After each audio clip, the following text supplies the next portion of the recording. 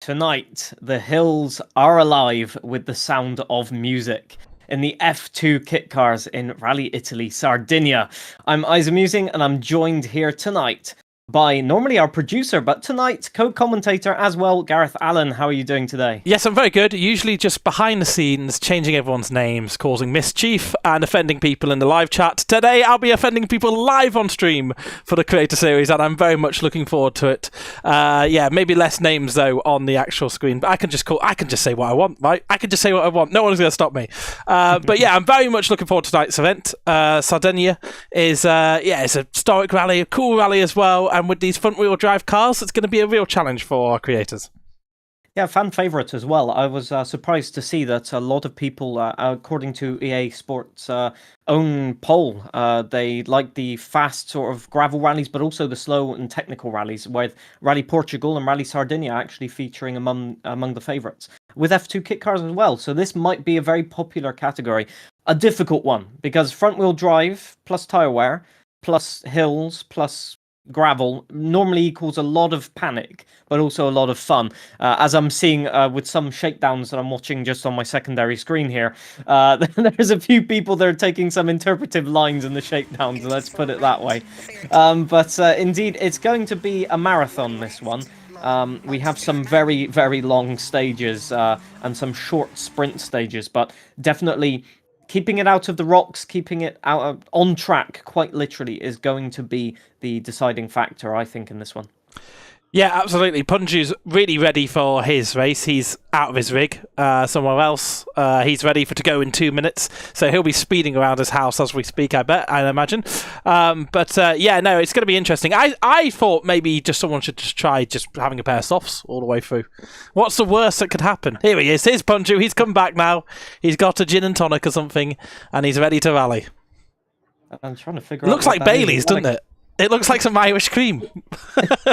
Actually, yeah, that's quite suspicious. He's looking in a good mood. I wonder why.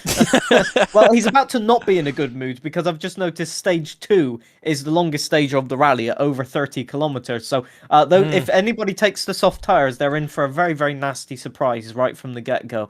But most definitely, a lot of drivers will have to get very, very quickly into the swing of things if they want to do well. Because one of the things without four-wheel drive is that if you get a puncture, it's twice as difficult to keep momentum. And so a lot of people will have to think about stuff that they normally don't think about, like how many spares to carry, how many risks do they want to take in the long stage. And it's going to be quite a technical start from the get-go. Absolutely, and one of the drivers who hasn't gone for the Meta Peugeot, so hats off to him. He's gone for it's the Ford. I think the Ford's quite a good car, isn't it? It's not the worst one in the category for sure, but he's still not playing the meta game, which we appreciate and we love to see. But yeah, you're right. He's going to have to get in the swing of things really soon, and I think in that second stage we're going to see some real bumps and bruises on the cars as they come into that first service, because it's going to be a long haul with people kind of not quite in the zone yet. It could be a kingmaker straight away, that hero stage. But here we go, Isa. Yeah, here we go. Just to catch on the Escort there, the Ford Escort, really, really good car in my opinion. Very easy to drive compared to the others. The horsepower is a little bit less brutal. This stage, I think Basakutena, if I'm quite... yes, it is. Just checking my notes.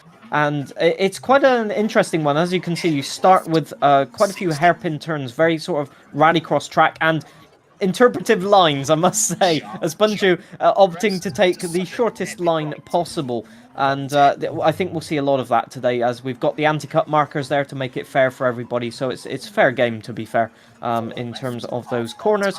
The cuts can be quite deceiving, let's put it that way, as you can find on exit of a corner a big tree or a bush or a rock where you're encouraged to cut the course a little bit, but you have to reduce the speed. So drivers will have to be very careful about how many risks they take once again. Yeah, absolutely love on these long switchbacks being able to see. Oh, that's a huge cut. Look at that. That's just because the cut mark is a bit too infield punchy. That's a huge cut. But I love seeing on these switchbacks the particles and the dust rise up. It really adds to the atmosphere of this rally, and it's super cool to see the graphics of EA Sports WRC powering that one. But there we are, onto a tarmac section now for Punju. Riff Blondie joining him both in the Ford Escort and on that tarmac section, and head through a series of crests here, and it gets very quick compared to the start of this rally. Yeah, it doesn't last for very long, though. We've only got one straight of tarmac here, and then they go straight into a hairpin bend just here. You've got to get your braking right. Start braking around now. That's very late. Will he get it stopped a little bit wide and nearly off into some green pastures? Hopefully where there's a little bit more grip for him, but still on track for the moment. A very difficult surface. I was going to mention it while we were on the rallycross track, which, by the way, I do love the tendency of rallies including rallycross bits and all of that as a very good spectator zone. A great tendency, and reminds me of the Group A era where they did stuff at Donington and other courses in the UK, for example. But the surface here very, very tricky, as you've got multiple surface changes. You've got some quite coarse gravel on certain of the high sections, which we're going into now on the hills, but also some very sandy sections like the start of the stage, and also some tarmac just to wear the tires out. And I can tell you these tires will probably last at best probably 20 kilometers, and after that it will be spin tires, quite literally. Yeah, they're going to be toasty. We've got double encephalosis here in the bottom right. He's just started his rally here, this first stage of Rally Sardegna, and he's on that amazing switchback section. And yeah, it's nice to see. Did they also do something at Monte Carlo? Did they use a bit of the city as well? Was that something they just regularly do, and I'm just a complete noob to rally? They routinely use quite a town area for a spectator stage at the start of rallies. I'm not sure about Monte Carlo specifically. I can't remember that from this year, but there are many rallies where they have a town stage to start off with. Famously, Mexico with I forget the name of the town now. Guanajuato, I think, is the town, or that might be the stage name. But in any case. It's a very famous stage where you have like 200,000 spectators on it, and the atmosphere is incredible, and it's a great way to kick off a rally, in my opinion. But then again, purists will say, as usual, they prefer good long stages where you can get the spectators spread out, and the two are valid opinions. Yeah, Becky B now in the Peugeot, or the Peugeot, as some of the creators were calling it earlier, into this the Pug. It's the meta car though this week, isn't it? This is the fastest car in this class, or at least I'm going to say it's a meta car. So it is. I'm the voice of reason here and the voice of truth. But yeah, he really impressed last week. Becky B on his debut in the Creator Series goes a little bit deep, but just about avoids that cut marker. But he really impressed, and I think first overall by 4/10 of a second. Second on the power stage. A bit further down on the power stage actually, because he made that mistake. But really, really impressive. And he was talking earlier. He was saying, "I'm going to try and do as best as I can because I want to get high up in the standings for this season, and maybe even look to contend in future seasons." So setting his stall out straight away here, Becky B is. Yeah, with 4 rallies to go, he's got the chance to score well above 100 points. So if he gets it all perfect and drives the rally that he did previously, it's definitely possible. For a championship, maybe not. Obviously, if you miss 4 rounds or 3 rounds, that's a lot of points that he's missing out on as he goes straight through a bush there. You can do that. But eventually you will get bonnet damage, and that can be really, really difficult on all of the crests and everything, and he is really, really going at it on this stage. Riff Blondie as well, taking some very big risks in there, clipping the rocks. You don't want to be getting a puncture in this first stage, that's for sure. I was going to talk briefly about the 306 as you brought it up. Definitely the fastest car. However, it has a tendency to be a bit unpredictable in the driving, at least on gravel. And the power delivery is anything but subtle. So there are many occasions where you can't use all of that power. And indeed, the car is very low to the ground compared to some of the other cars. So the possibility is of getting damage, even a puncture, or just getting thrown offline and making a mistake, as we see Encephalosis briefly going onto the grass there and through a few bushes. But you know, the risks are there, and you have to be prepared to take them. And as we see Becky be straight into the wall there, and Encephalosis off the road as well. I know he's been practicing quite a bit here, but these roads are unforgiving, and if you get your braking point wrong, if you get the turn-in point wrong, it can all go very badly, very quickly. You've got essentially no chance for recovery, no runoff areas, no second chances. So you've got to be inch perfect.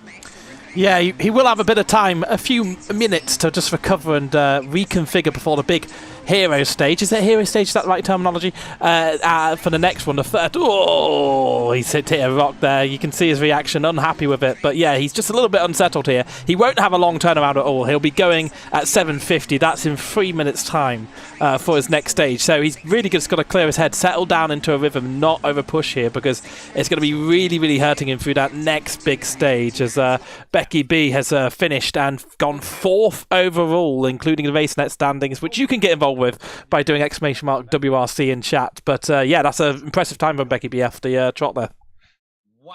Yeah, it's a very impressive start. We'll have to wait and see for times like Kamikaze and Vlembar to filter in, because I know they'll be at toward the top of the leaderboard. Although, a lot of drivers saying that they are getting caught out by this, these cars especially. So we might see another upset on the leaderboards a little bit. Although, I'm talking about upset, I'm not sure we can talk about upset for Becky B now. He's demonstrated his pace, and so probably one of the favourites to win once again. Yeah, and Kamikaze, by name, by nature, he's full send here. He's riding the crest of the hill. He's putting his car in a position where, you know, he's leading this championship, but he's going to carry on trying to lead this championship by not conserving a lead, but pushing all the way. And I think if he tried to conserve the lead, that's when more mistakes would happen for him. So Kamikaze, first time on the broadcast tonight, looking very consistent and coming around here, actually gaining time here on JPH on the left. He's started a lot earlier and he's already gained a significant amount of time as they come towards the flying finish, both of these creators. Looking good for Kamikaze Core. What an optimistic line. Oh, dearie me. He's gone straight into the finish board, and I think that damage will count, sadly. So hopefully he hasn't got a puncture, but that is going to be a significant amount of damage on the front going into that longest stage, stage 2. But up on the time until that point, yeah, look at the damage there. Hopefully that's nothing serious, but something to think about, that's for sure. He has no chill. He has no chill, doesn't he? Second place, yeah, though. Amazing. 3 seconds off. Yeah, and we were chatting briefly about how Roddy's times are just absolutely electric. Frenchman in a 306 on any surface is going to be very difficult to beat. So, you know, there's the gauntlet has been thrown down by some of our drivers off stream, and now it's up to our broadcast contenders to try and keep up. But so far, good job for the moment. Looking for Vlembar's time. Hopefully it will come through in a minute, but that's I think he's gone 5th. I think 5th or 6th. He's quite high up on the leaderboard. I did see him. Commander Biz's gone 14th. Yes. As well. He's gone well as well. We didn't actually catch any of his run. We'll catch some of his second run, I'm sure, though. So Vlembar 6.5 seconds down, Becky B 7.3. So actually a reverse tendency compared to the previous round, where it was Kamikaze and Becky B going fastest on most of the stages. This time Vlembar looks to be very consistent as well. I can say Kamikaze definitely not at ease with the car on this one, so it's going to probably come down to consistency and jam. I think the car is jamming because it seems to be bouncing up and down more than in contact with the road. So I'm hoping he's comfortable with that. I certainly wouldn't be, but there we go. It's vibing to the music. Yeah, he's got to rely on that vibe this week because he, by his own admission, he hasn't done much practice this week. He's been awestruck by a different game. So this is his really first real time actually on these rallies. So he's just got to hope for a little bit of beginner's luck here. But it's going to be a long stage, and I think a few mistakes may be out there for Mr. Jam on his toast. But yeah, in chat, Test Will, And Phil, how are you both doing? Tesla will hopefully be making his debut next week in the Creator Series WRC at Estonia, I believe we're at. And Phil, a couple of tricky stages on these first two. In his run as, there we are, Jam just having the first of one of those moments. Yeah, indeed, and this is the big stage. You really don't want to have any bad things. You can afford to have a crash on the last sector, let's put it that way, but anything before, especially when it comes to puncture or damage affecting your visibility, you really don't want that. Punju's into the stage now as well. 39th place for Punju on that last stage, 28 seconds behind the leading pace as he just goes and gives a little bit of a kiss to a tree there.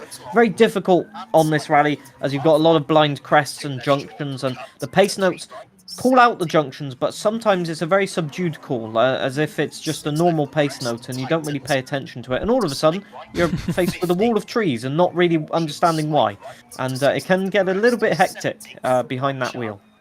Some very low polygon trees in the case of Punju, who seems to have his settings on at toaster levels. He's gone very, very far down, so I'll be trying to look for every little bit of performance with his magnificent triple wide setup. But here's Vlembar and Kamikaze, and look at the speed that Vlembar's taking through this second sector here. It's very impressive, but he drives right on the limit. Of course, Vlembar, one of our only pad players on the broadcast, and raising the flag for those pad players, whereas Kamikaze on his $20 million setup, he's certainly on a wheel, and he's just started his second stage here, this long stage.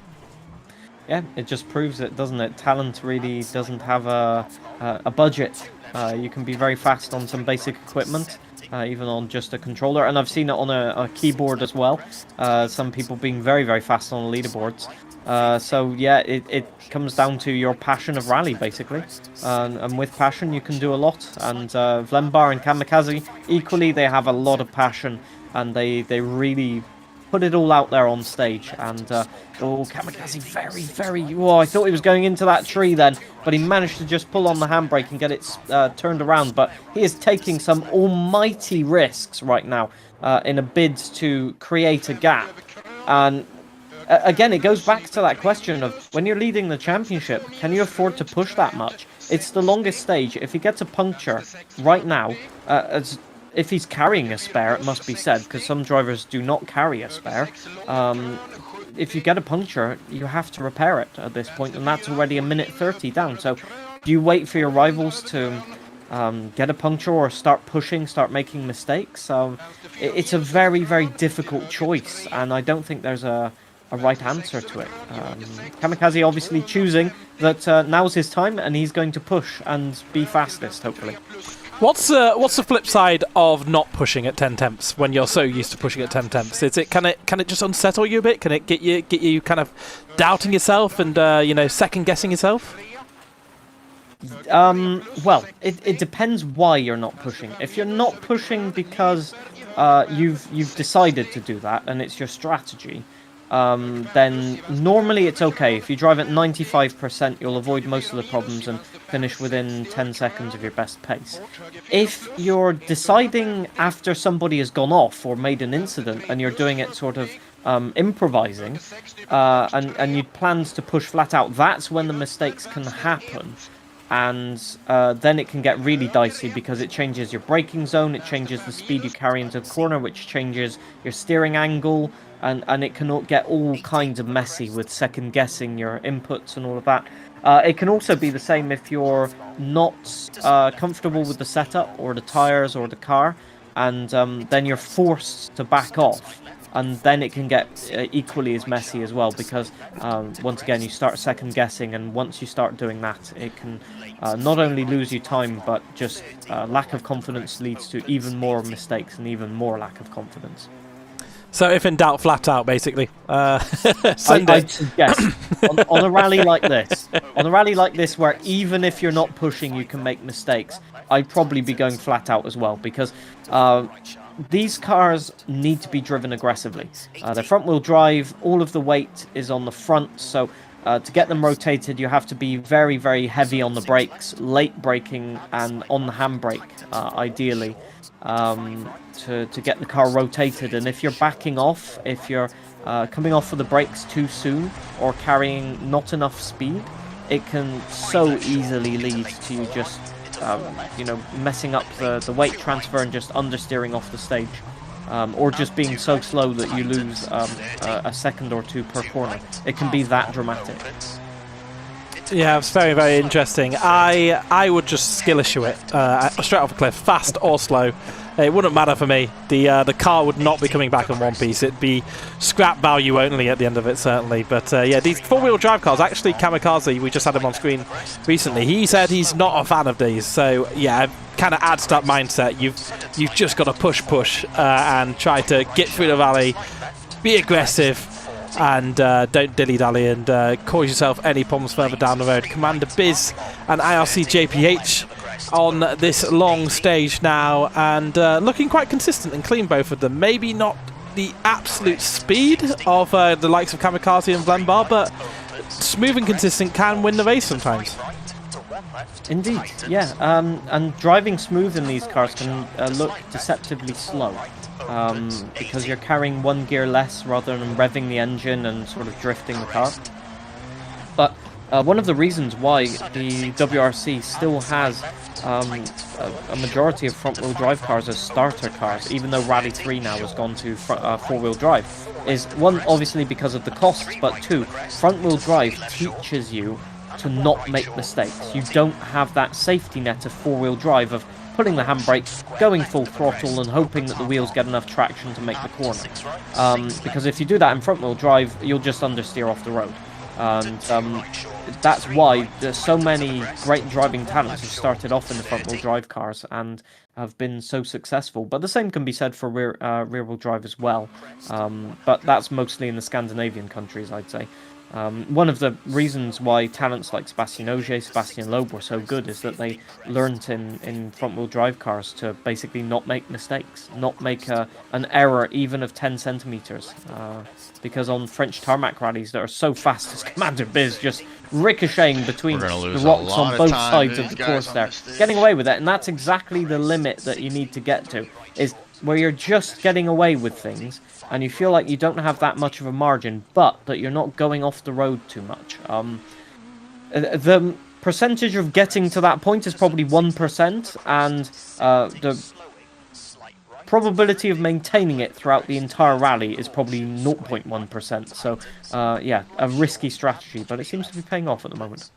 Yeah, we just heard him now after that instance saying he feels like he's going to be losing a lot of time to the others on this stage. So maybe not quite as confident at Rally Sardegna as he was at Central European Rally earlier this season when he came in and won on the creators, on the standings as well. I think he was just super alive. That was his track. That was his vibe. And maybe not feeling quite at the races today. He finished 14th on stage 1. And of course, if you're going to lose time, you're going to lose more time over a longer distance as well. So just something a little bit deep there, but recovering it, and not too bad actually. But yeah, there's a big cliffside to your right, so you don't want to get anything wrong down here. Yeah, most definitely. It's all about confidence. If you don't have confidence in these cars, Rift Blondie and Commander Biz going for a roll there, a huge roll. That's at least 10 rolls, I think, and the tree mercifully stops him. But where is the stage is the question. Not that way, apparently, and that's a 30-second penalty. Yeah, that can happen so easily. Just clipping the banks, and we saw a crash like that, I think, back in 2019 or 2020 with Takamoto Katsuta, just clipping a bank on, I think, the last stage, and just yeah, demolishing the car really. And it can happen because regardless of the way the stages look, it's actually quite a high-speed rally. The problem is that because it's in mountainous terrain, you don't have any runoff areas. Yeah, I mean, that was maybe... Well, Becky B is off into the... Sorry for interrupting, but off into a tree, and a little bit of damage there on the front as well.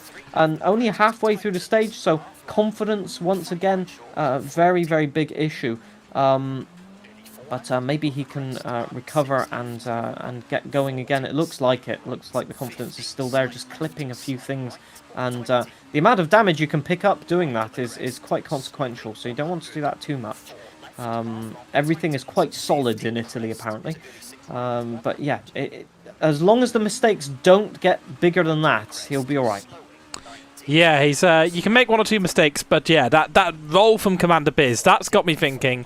Someone's got a slow-mo over that one. Is it going to beat my Creator Series records of 21 rolls in one crash? That was also in a Peugeot in snowy climate, of course, of Rally Sweden in, I think it was round 2, all the way back then of the Creator Series, way back at the start when I'd feature somewhere in the top 50, even after smashing my car to beat. We've got loads of people in the club now. I think we're at 5,000. Is that right? Did I see that correctly this week? Yes. But yeah, thank you everyone who's joined along for this adventure. It's crazy how much it's ballooned into what it is, and we're just going to keep on growing with everyone's support. And it's so good to see people in chat talking about the times and the run they've done and the mistakes they've made, and just growing together. The WRC community is fantastic. The Creator Series loves it and is humbled by how amazing the WRC community has been. And that rock's not been amazing to Becky B there, has it? No, just a little bit too optimistic. I think he's falling into the classic, as we got a shake of the head there. Falling into the classic trap with Rally is trying to push more once you've made a mistake to catch up the time, because that's what you do on a circuit race. You really go 10 tenths, 100% performance, and use all of the track limits and all of that. And the problem is in Rally, you don't have that margin to play with, and it can be very, very difficult as a circuit racer to acknowledge that time lost is time lost. You can't gain it back. And I don't want to say we might see another mistake, but when you're driving on the limit like he is at the moment, it's very probable, as Ancephalosis have made a mistake as well, getting a reset penalty. I think drifting just wide. You can see a smile on his face there. Not too worried about that. Vlembar driving ever consistent with the controller. That might be an advantage this evening, because with the controller you do have a tiny bit of help in terms of steering angle, so maybe the tyres will be a bit more compliant once the tyre wear goes up. It will be around this stage where I'd expect it to be of a little bit of benefit, but a difficult rally with controller, so it evens itself out.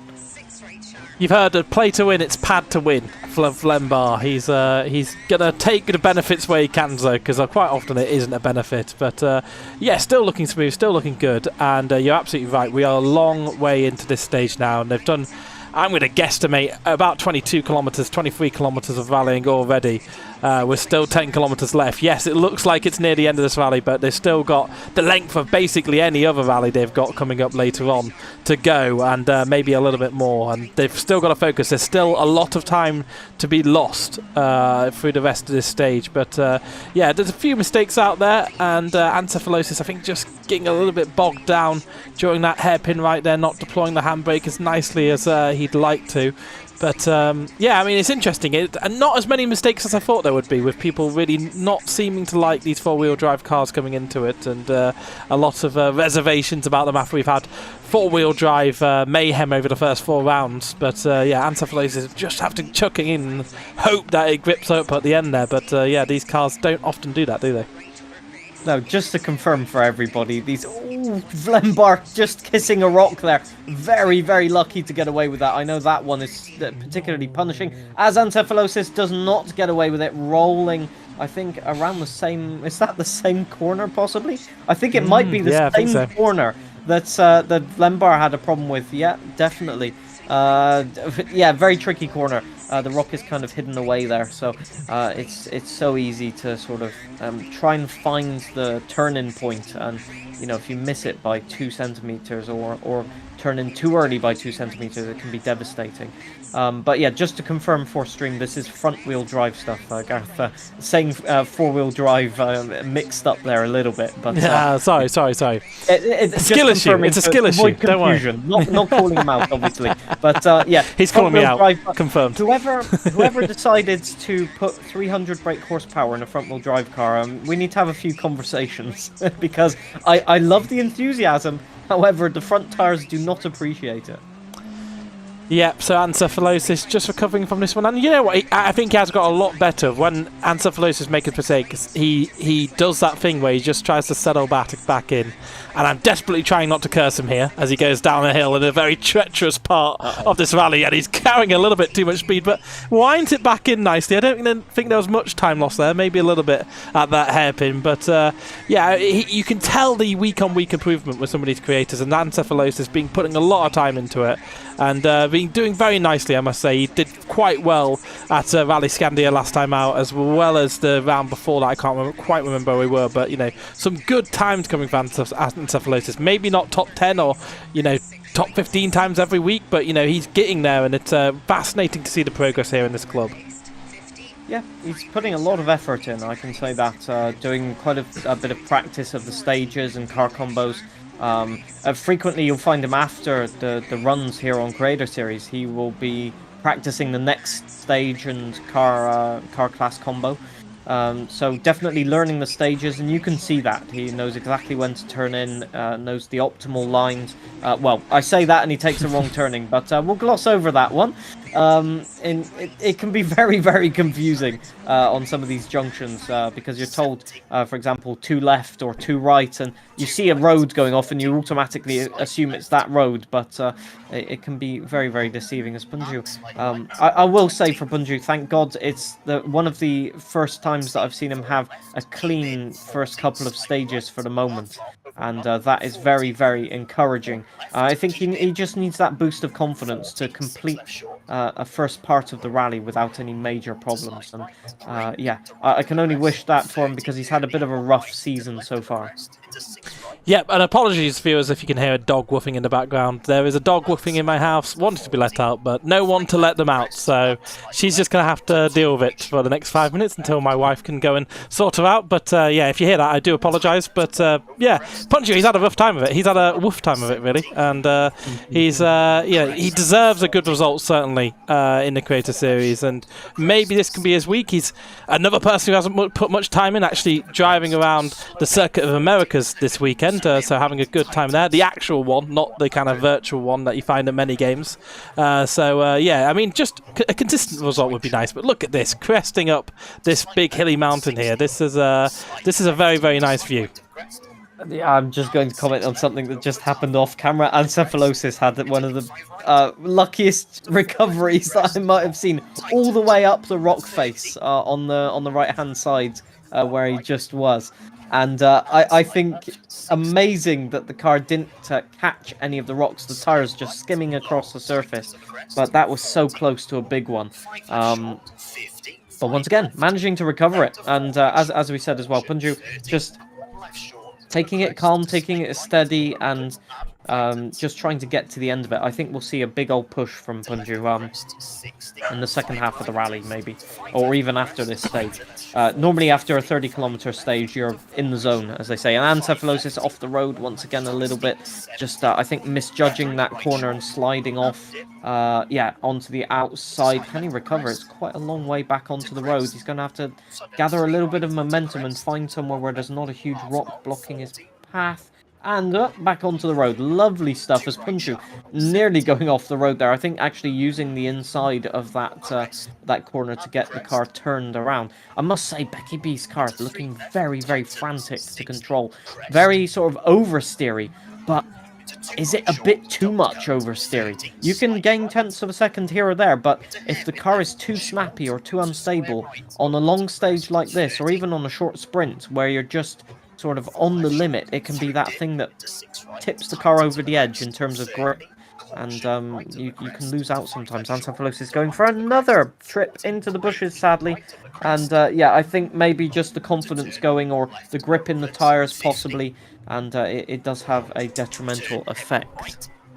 Yep, and I have now returned with the dog in the room, so hopefully that doesn't backfire on all of us as Becky B firing through some corners here. Downhill, this looks quite technical, this descent here, so you've just got to reel it in with this hairpin here at the bottom of this one. It's very, very technical in the final sector here, and Becky did have that instant early on in the stage, but I think I think a lot of our creators, at least maybe not the ones I've jinxed by saying they were doing really well, have got through this long stage here with relatively a few problems. It was Commander Biz who had that big roll moment halfway through the stage, and Ancephalosis who may be having some trouble with damage, but we do have a service area, and we will have the interviews very soon, the first interviews of the night. So let's see how Becky B does here, the man who won overall last week and is hoping to do something spectacular tonight. But yeah, having a few mistakes, which is uncharacteristic compared to last week.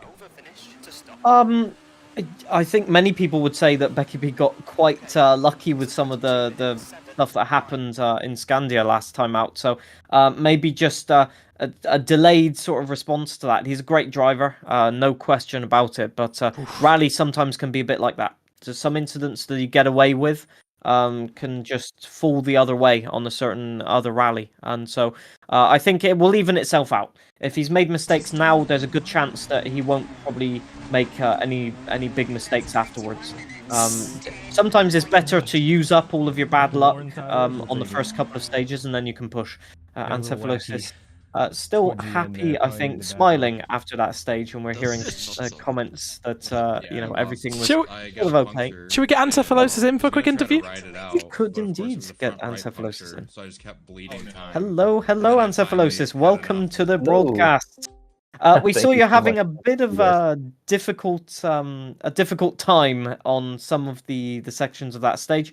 Any reason for that? Difficult time on some of the I mean, I think about 3/4 of the way through, I kind of reminded myself, like, you're really on the edge of the lifespan of these tires. So I don't know if I can get away with blaming it on the tires, but I'd like to think as well, a lot of the mistakes happened on the second half of this stage. And, as a time trialer, unfortunately, sometimes you only really practice the first half by the time your car gets beat up and you have to reset. So I think the combination of factors, my life, or the lifespan of the tires being at their end, and my knowledge of the track being at its end, about 3/4 of the way through, I made a few silly mistakes, but I'm pleasantly surprised to see we still finished, it was 34th. I might have got knocked a few pegs down by now, but still top 40 finish there. Yeah, I mean, I may have jinxed you a little bit. I was saying how well you were doing week on week, and that's when you start to make a few mistakes out there. I must take the admission of that one, but you are improving week by week. I'm not wrong with that one, and you are getting back into the flow and finding pace. I mean, where did you finish last week? Was it a top 20, top 30 result? Was it? It was pretty good. I think it was like 22nd or 21st, ironically, because I was shooting for top 20. But I was stoked on that finish as well. Do you think anything comparable this week? I know you're a big fan of Rally Norway. Scandi Andy, of course, you were named last week. Is there Sardegna Andy coming out soon? Yeah, absolutely, man. Sardegna Andy is here. I haven't looked at the calendar next week, but if that's Japan, then Japan Andy, Japandi will be there. Japandi. It's Estonia actually next week. But Estonia one day it will be Japandi. For 100%. But the idea is that I am trying to actually lock in a little bit. I had a few good performances that made me a little overconfident. Maybe I thought I didn't have to practice as much as I really had to, and we made some mistakes. And I was a little sad with a few 150, even 200. Sub 200 finishes. So we're trying to get that consistency up and be a top 20 or a top 50 at least finisher consistently here. It's hard with the growing club, man. I heard we hit over 5,000 today, so the community makes it more challenging every day, but I'm up to the challenge. And indeed, in terms of that challenge, anybody in particular that you're aiming for this week? I always feel like me and Punju have a nice little rivalry going. I was surprised he was flying on the first stage. I guess I shouldn't have been surprised. I was not so much flying, I guess is where the surprise came in. But I did it right on the second one, and I'm not sure where he was at. So I guess I'm kind of shooting for Punju. It's always a fun rivalrying or button heads with him. Alrighty, we'll let you get on with the next stages, but thank you ever so much for your time and insight. It's always a pleasure to hear from you. Thank you very much. Always a pleasure to talk to you guys as well. Lovely to hear from him. He seemed optimistic and doing well despite those mistakes, right?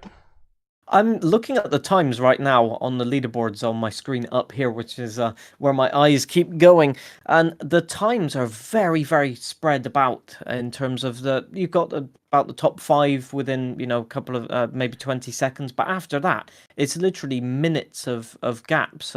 You're talking top 100 is already 2 minutes 40 off the pace on that one stage alone. It's the longest stage, don't get me wrong, but it can really, really sort of spread out the field quite a bit, and remaining consistent, remaining optimistic, probably the way to go at this stage of the race. Yeah, and let's get Kamikaze in for a very quick chat. He's about 2 minutes before he's got to hit his run, and if he doesn't hit his run, it's a 5,000 point deduction. I don't make up the rules, it's Punju. So yeah, how are you doing out there today? Slowly and steady. You need to get to finish line. So yeah. Short and sweet, that answer. No confidence in the front wheel drive then? Your times look good. I mean, P3 on that stage, just behind Vlembar. Yeah, but it's still 36 seconds off the lead. So yeah, it's not that good enough. But yeah, we're doing okay for the car to be the car. So yeah, I don't like this one. So we just need to eat it what it is. I don't need to say anymore. It can be quite tricky to adapt. Is there anything that maybe you can do to improve throughout the run, or do you think this is the performance that it is? I don't know. We're gonna hit back now. I think we had some good stage knowledge on the next one, and I think tonight we're gonna have fun. Okay, it's a front wheel drive, but you can have fun to hit the e-brake sometimes, so it could be fun. Well, we'll find that out by watching you. Wish you all the best, and good luck for the stages. Show us how it's done. Thank you. I will. I love to hear what his slow and steady is. His slow and steady is that quick. Wow. Well, as I said, you've got the Frenchman at the top of the leaderboard, 30 seconds ahead of everybody. And it must be said, the French championships and front-wheel drive cars really do teach drivers how to pedal these cars, and it can be very, very difficult to just match the pace even flat out. So I think Kamikaze and Vlembar are probably having the correct strategy in just surviving and just focusing on the Crater Series championship at the moment. But yeah, obviously every driver has their speciality, as Kamikaze said, not his speciality. And I think 50% of the drivers will either love or hate this car class. So I think we should all love it just for the sound of these cars, let alone the driving. But for drivers currently having to navigate these stages, it does matter, would you believe? Yeah, 100%. And out there at the moment, it's Punju and Jam is dead. Jam is dead? Jam is toast. I was going to say Punju is in a bit of a pickle there, and he's in a very, very difficult position, just recovering from a bit of a ditch moment, and not too bad from him. Punju, of course, out there with a very decent time. I think it was somewhere around the 50th mark for him, as Jam just takes a quick pause to look at something. And we also have Vlembar and Kamikaze. Of course, we just spoke to Kamikaze in that interview, saying he's going to take it slow and steady, focus on the championship, and this is his slow and steady, which is just remarkable speed over these crests, taking cuts like he knows these roads like the back of his hands. And of course, he does put in a bit of practice to it as well. We're looking at that championship, and Vlembar way off track there, but looking to gain time as well. And it's just fascinating to see these two speeding along here on this circuit. I've done a TK there and said circuit. I mean, this stage, as Vlembar comes towards the final sector of this stage, it's a 3:13.752 for him at the split. So let's try and keep that on our mind as Kamikaze will race up to not too long amount of time. We are on stage 3 now, so we are on a lot shorter stage than we were. Lipinetta is how I can butcher that one tonight. 7.6 kilometers compared to the 31 or so we had on the previous stage. So we will be done in a flash, comparatively so. And actually, for the rest of these rallies, it doesn't get into double figures again until right at the end of this one. So it's interesting that we do just have a stack of shorter rallies out there now, so they will come thick and fast and have a lot more service areas and be able to kind of have a lot more flexibility over tyres, won't they, Isa? Yeah. Well, flexibility over tyres, it depends what strategy you're going with. Obviously, a lot of drivers will want to save some tyres for the power stage to get those extra points, but it can be very difficult both on the driver and on just balancing everything you have to do in a rally, because once you've settled into that sort of laid-back pace, sort of surviving until the end of the stage, when you get to a stage which is barely 5 minutes long and you have to push flat out, the change of pace once again can just lead to the confidence issue that I talked about before. So definitely in terms of tyres, I think a lot of people will want to use the sort of hard compound tyres and sort of just survive until that power stage and try and get some points if they're not confident, to put it that way. Yeah, Blenbar's finished a 4:31 for him. And I think Kamikaze was just ahead at the splits going through there. It was a 3:17, I believe, for Blenbar. I think he was a couple of seconds ahead of that Kamikaze. So looking good on the road. 7th Blenbar has come on that stage. So very, very decent time from the German. And I'd say Blenbar will be disappointed in that time, actually. 13 seconds lost on what is a 5-minute stage when he only lost 30 seconds on a 30-kilometer stage is quite a big time loss. And the question has to be had is, has there been a different tyre strategy from the leaders? Maybe they've gone with soft compound tyres, and that is the strategy to go with. I have absolutely no idea. I would say it's very risky, but I'd be looking at that. Becky B also 14 seconds down. There's got to be something at play. I refuse to believe that both those drivers lose 14 seconds on a stage like this. Yeah, and I believe Kamikaze's in the same kind of buffer there. Is that right? It certainly looks like it. Although Kamikaze, I think, quite close to the mark. 24, I think. So, yeah, that will put him second place, third place on that stage. So... Oh yeah, third place. Yeah, so go, third not place. too bad So already. 6 seconds lost. That is more what I'd expect in terms of pace. So maybe just confidence. I'd say maybe that's all there is to it. You can also note that Callaghan in the Seat Ibiza is in P2, and I think maybe tyre wear or just general instability of the car is catching out a few drivers in the fast sections. You can see with Jam, for example, he might not be toast at the moment, but if the car starts bouncing a lot like it is right now, it can really get out of hand quickly. And you have to have a certain type of sort of commitment to the corner to be going fast when the car is rattling your brain, effectively. Yeah, absolutely. Jam is into kind of straighter section here on stage 4, I believe he's on, and yeah, he's doing okay at the moment. Yeah, it's interesting because I would see what Blenbar did as, yeah, that's a good. You can't be too unhappy with that. But of course, 14 seconds is a long time on these stages, and it does start to stack up when you are competing at the top. But Blenbar a little bit slower than Kamikaze on that stage and losing time overall to him on this rally so far. But Jam out there, I think again just doing actually quite well, saying that he's not had much practice on this game this week. Yeah, and he's doing admirably well, I'd say. Just sticking within the limits, driving at a consistent pace, and just not. Although I think he's missing a door there, so I said nothing. But active weight reduction. Exactly. I was going to say that it's going to be the story of this rally, really, as it is a bit in real life. Driver's confidence will come and go, although going over the rocks might not be the best strategy. You are not in a Paris-Dakar rally raid car. Just want to point that out, Jam. You are in the 306 Max. He has slightly less ground clearance, would you believe, than some of those Dakar cars. but maybe it's considerably faster as well.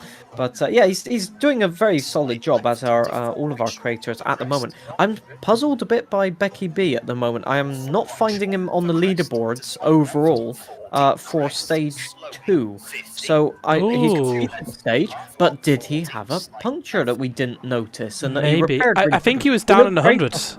I think he was down in the hundreds when he went over. So he was quite disappointed with that run. I think he crossed the line a little bit anguished with it. So yeah, he's basically knocked himself out of contention of any kind of Creator Series win on the broadcast. Of course, we have 2 championships. We have the RaceNet standings that everyone can get involved with, and so do our creators, and we also have the creators standings for those people who do race on the broadcast. So there's a couple of championships there, and yeah, Becky B basically out of contention for either of them after that. Yeah.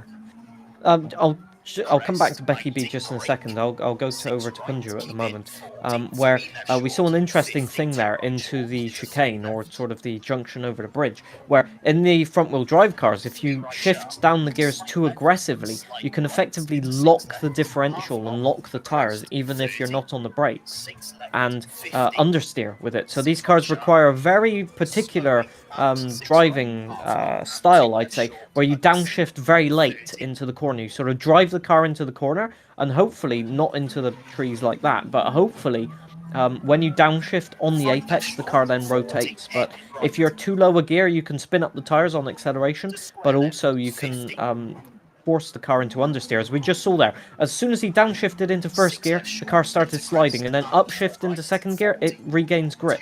It's a very, very particular sort of style and sort of technique that you have to use that is specific, quite literally, to front-wheel drive. And it doesn't do the tires any good, would you believe? Yeah, going back to Becky B, it can be, tricky, and as I said, it's all about surviving, and we all knew that 30-kilometer stage could make it or break it. But the good thing is that for an inexperienced driver on rally, the pace is there. And if the pace is there, the consistency and the experience in rally can be gained. And it's all of these little things, these little hiccups and problems that make a rally driver. And all of that experience can be gained. This is going to be a big crash. Oh, yeah. Way too far. Fast into that corner. 2 gears too high. I think he's just a little bit dejected in the performance at the moment. I think that's another puncture. Looking at how the wheel is off radiator to the damage side too. a little bit. Yeah, radiator damage as well. I'd suggest front right puncture, which is what crashed into the rock. Although it does look like they've got... I'm not quite sure. I think it's punctured, but not off the rim at the moment. But yeah, that corner over the crest, you really have to be careful because it's left 3, I think. But with the car going essentially airborne if you're too quick, you can step on the brakes all you want, but you're going straight into the fence. That's why as soon as I saw him going into the corner, he wasn't even on the apex at that point. I just knew, sadly, that he wasn't going to make the corner there. But that's another thing: experience, stage knowledge, track knowledge, car knowledge. You'll build up all of these things by participating in any club, but especially on the Creator Series with the longer sort of clubs forcing you. And I think that tire just punctured there or came off the rim, and now it's going to be painful because you don't want to stop for a spare. You're on the last sector, although it might be better stopping for a spare because these cars are painfully slow when especially you've punctured a driven tire. But yeah, we'll see. More time lost, sadly. Yeah, unexpected item in bagging area when he went into that fence, and he just can't recover from it. But his bonnet is already moving about. That was before the puncture. It hasn't quite detached and checked out from this life, but. Aerodynamics on these cars, how crucial are the aerodynamics? Of course, we see it massively impact the likes of the WRC, the modern WRC cars, but these are 90s classics. Are they as big as impact? Ooh. The answer is yes and no. Because it's front-wheel drive, the front aerodynamics matter quite a bit with the front splitter. This was around the era where they started developing the aerodynamics in the F2 cars before they were banned in 1990, at the end of 1999. And so it can matter. But at low speeds like this, it's more about not getting understeer. So the only thing you'll notice if you damage the front is just the car sort of going wide on the higher speed bits. They do have rear spoilers, so you don't want to damage that. But the only way you're going to damage that is with a high-speed roll or something. Probably, definitely not as big as a modern WRC car. The aerodynamics are quite primitive on these cars, so it would be... Oh, what a frustrating last turn for Becky B. Just trying to get the car rotated. And I'm going to try and get the time right now. No, it's behind the camera, but yeah, we'll catch up on that one hopefully in a minute. Punju's already on the limit of repairing damage as well. It's looking like he's going to get a small time penalty if he fixes everything. He completed that stage in 85th place, so a good time. 114th, a minute off the pace. Yeah, the tyre's just spinning, or that one tire just spinning up and not getting any grip whatsoever. That's frustrating. I do feel very sorry for him. Should we try and get him in for an interview quickly? We can. And we've done it. Yeah, to add possibly a little bit of insult to injury, we're going to ask you about what's happened. We noticed you were down already on the second stage, but we couldn't quite figure it out. A puncture, possibly? Oh, yeah. Yeah, big time puncture. Tried to ride it out as long as I can and decided enough with that. And I took the minute-and-a-half penalty and bit the bullet on that one, but... Yeah, is there any... I know it's probably not what you want to talk about at the moment, but is there any reason why it's happening, why the mistakes are creeping in? Honestly, that's a great question, because I literally had just practiced that long stage right before my run off stream and put in like a 1945 with no issues at all. So honestly, I don't know. Your guess is as good as mine. Just driving terribly. So now we're gonna really have some fun here and just absolutely send it for these last four stages. You need to come up with some excuses, Becky. Do you know what I mean? That's what real drivers do. Blame the broadcast. Talent, honestly. You can always blame the broadcast. We use a bit of your CPU. That must be it, right? That must be it. It can't be you. I mean, it's got to be, right? What else? What else could it be? But you've got the rest of the valley left. You of course can pick up big points on the power stage at the end as well, and climb yourself further up the standings. What's your ambitions with the Creator Series now that you're a part of it? Well, I think after the first round, it's shown me that I definitely have the pace to compete with the top guys when I'm not driving like I am right now. Just got to keep it clean, and I know I can compete with the top. So that's got to be my mindset going into the rest of the season, is just trying to keep it clean as long as I can, because I know I've got the pace to compete for wins and compete for podiums. So that's fantastic. Hopefully, yeah. I was going to say, hopefully, that is the case. You've definitely shown it, as you said, and I was saying on broadcast, experience is a lot of stuff to do with rally, and I'm sure you'll gain the tools to compete regularly at the top very, very soon. But we're hoping to see now from you a classic flat-out push now, and we can't wait to see it. So all the best. Cheers. Thanks, guys. Great, and I think next we're going to hear from IRC JPH, who is also in the starting area in his car. And how's it been going for you out there? Hello, it's not been too bad. The Peugeot's treated me quite nicely, to be fair. It's been a good ride, shall we say. In terms of the performance with these cars, are you enjoying them, or is your style maybe a bit more to the rear-wheel drive stuff? I love them. Absolutely love the kit cars. I mean, well, you know me, John. I'll drive anything, but front-wheel drive, especially the F2s. Absolutely love front-wheel drive. It's really, really nice to drive, I find, and it just presents different challenges to normal, in my opinion. Would you drive a Renault Scenic? You happy with a Renault Scenic? You want one of them? I mean, you'd drive anything. Would you rally it? If it gets a few upgrades on it and maybe four-wheel drive, yeah, I might give it a go. A few cup holders. All the stuff you need for rally. Oh, absolutely. They did make a 4x4 version called the RX4, actually. Unbelievably. It has ride height and everything. But yeah, I brought up a Renault Scenic on broadcast. I've gone mad. Back to you, John. Actually, very interesting fact. I didn't know that at all, and now I want to look it up myself. So. There you go. In terms of the consistency and pace, are you trying to push the limits a little bit? I've noticed some good stage times up there, but are you driving flat out at the moment? No, it is about as simple as the answer gets for that one. Driving to a pace, and I know how tricky Italy is, so a little bit like Scandia, it's just drive at a pace that is comfortable and sort of manageable, to say the least. So yeah, not absolutely flat to the boards, but not exactly far away from it either. Alrighty then. Well, with that explanation, it's time to let you carry on your runs, and Mr. Manager will be managing his pace. Thus on out. Thank you ever so much for your time. Thank you, guys.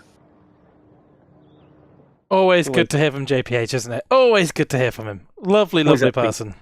As he said, he loves driving anything, and I know that. And he's always up for a challenge and adapting his driving style, and that can make a really special driver. A man of many talents can be just happy with anything, and it shows. Definitely chucking the car about, having a lot of fun, and that's what we like to see. And talking about that, we've got people on to stage 5, if I'm correct, with Punju completing the first sector already. And he looks a little more laid back now. He's chatting and sort of back to his regular self. Yeah, he seemed quite tense and focused and piled in to that very long stage. I guess he knew the stakes were high. He was the person who made the stakes that high, of course, because he's the person who goes through, picks all the stages out, picks the routes, and does so much for this WRC event. So massive shout out to Punju for doing that. Sets it up every week so we can insult him on the broadcast. He's a stellar dude. But yeah, he has just chilled out. You can his body language is completely different, isn't he? He's just back in the zone, isn't he, as he climbs up this very tricky crest. Yeah, this is exactly what we see from Punju, and I want to say he's in the top 50 at the moment, 47th place after stage 4. And as we see Riff Blondie just clipping the rocks there, hopefully not getting it over the side, very close to slipping down the side there of the mountain. But yeah, it can happen so easily. The Ford Escort actually a longer wheelbase than most of the other cars, so you've got to be careful about how much the car is drifting. Wow, that car looks really slidey. Maybe no tire change, but I would be quite unhappy driving that car. And as soon as I say that, just understeering off and then oversteering into a spectator or a cameraman, something just standing in the wrong place. So a 10-second penalty right there. No limbs have been broken though, so it's okay. But yeah, this stage catching out people. But I was going to say for Punju, it's been a very, very good start to the rally, and hopefully he can use that to get his first good result on the leaderboard. Just going to also say about the top 3 drivers, I'd say, in terms of pace. I have found Becky B after stage 4 in 50th place. 4 minutes. Oh, it wasn't too bad then. 50th place. That's great. That's a great result. 4 minutes off the lead. It just shows you how spread out the field is, basically. And also, at the top in P2 and P3, a minute 6 seconds and a minute 10 seconds off of the front-running pace. Vlembar leads by 4 seconds in the Crater Series at the moment on this rally. So it's all to play for still. Yep, and of course those times could tumble a little bit further. It doesn't reset until... Punju's a little bit... Yeah, just about gathers it up, didn't he? He was almost perilously close for falling down that cliff.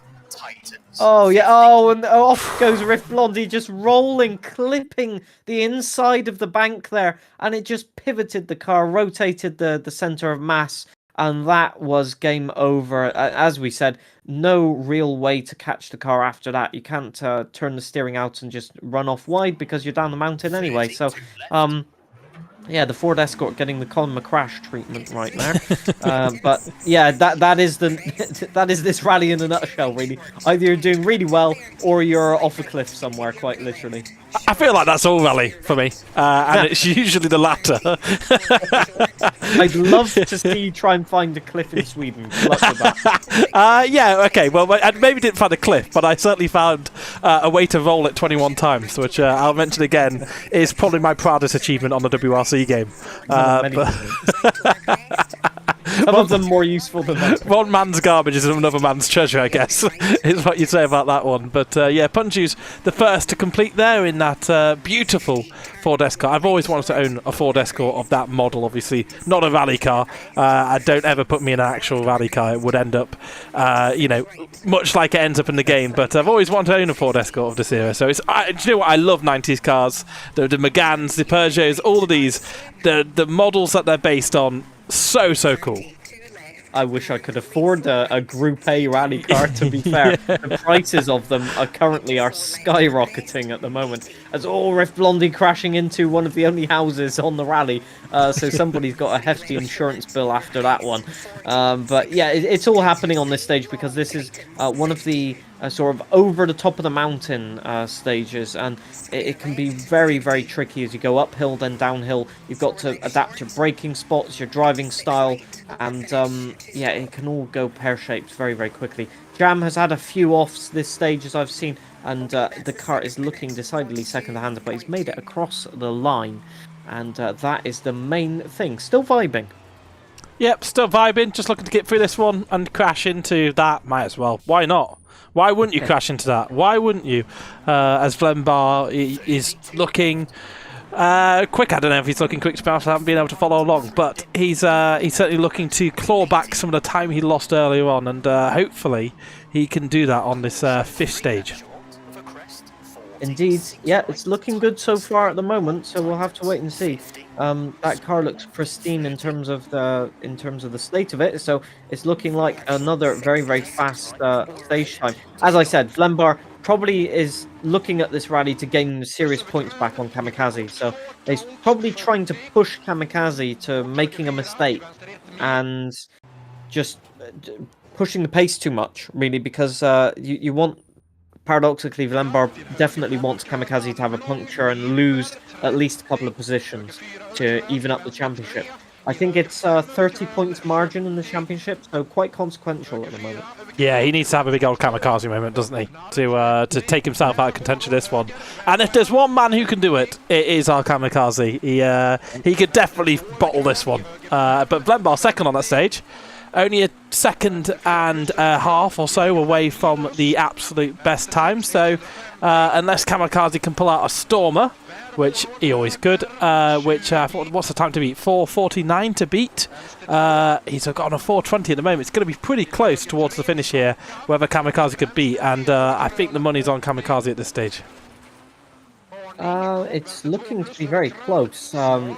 They've been within 5 seconds of each other on each stage at this point, so it's going to come down to those little details. Just trying to get the times up now on. It's going to be very close. I think it's they're not going to done exactly the same stage time. Kamikaze going to lose a couple of seconds here, actually. 49 for Vlembar, so yeah, approximately 2 seconds exactly in terms of time loss. So that is 8 seconds. 6 seconds in Vlembar's favour overall for the moment. So still, just one mistake, effectively.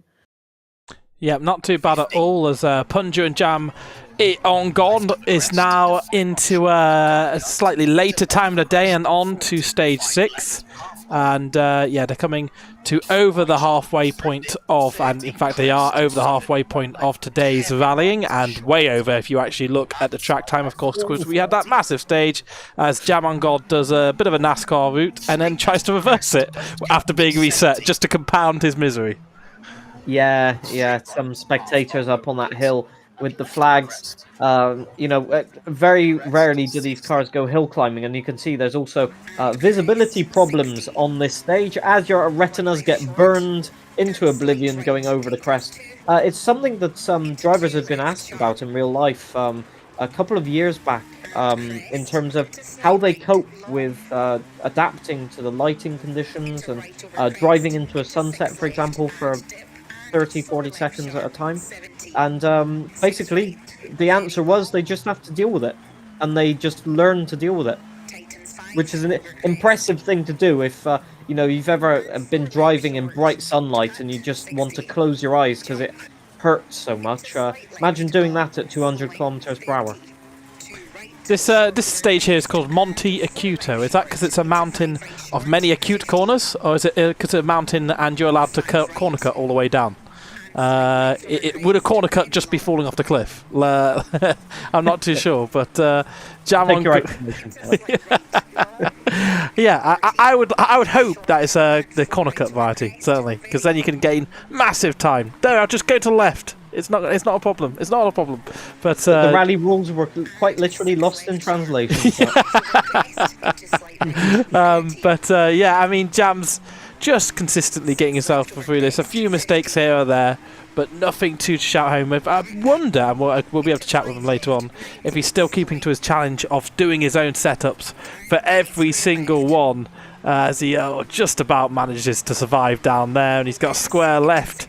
You don't want to go too deep into it. He does a little bit onto the rocks, as you say, not much ground clearance in that car, and Jam just struggling through this. Look at the storm clouds in the background, though. They are looking very dramatic. I'm trying to figure out as well whether that's dust getting kicked up in front of the car, or whether that's radiator damage, because there's some sort of like particle effect happening there, and that's a rock. That's nothing to do with the particle effect, but that won't help car performance whatsoever.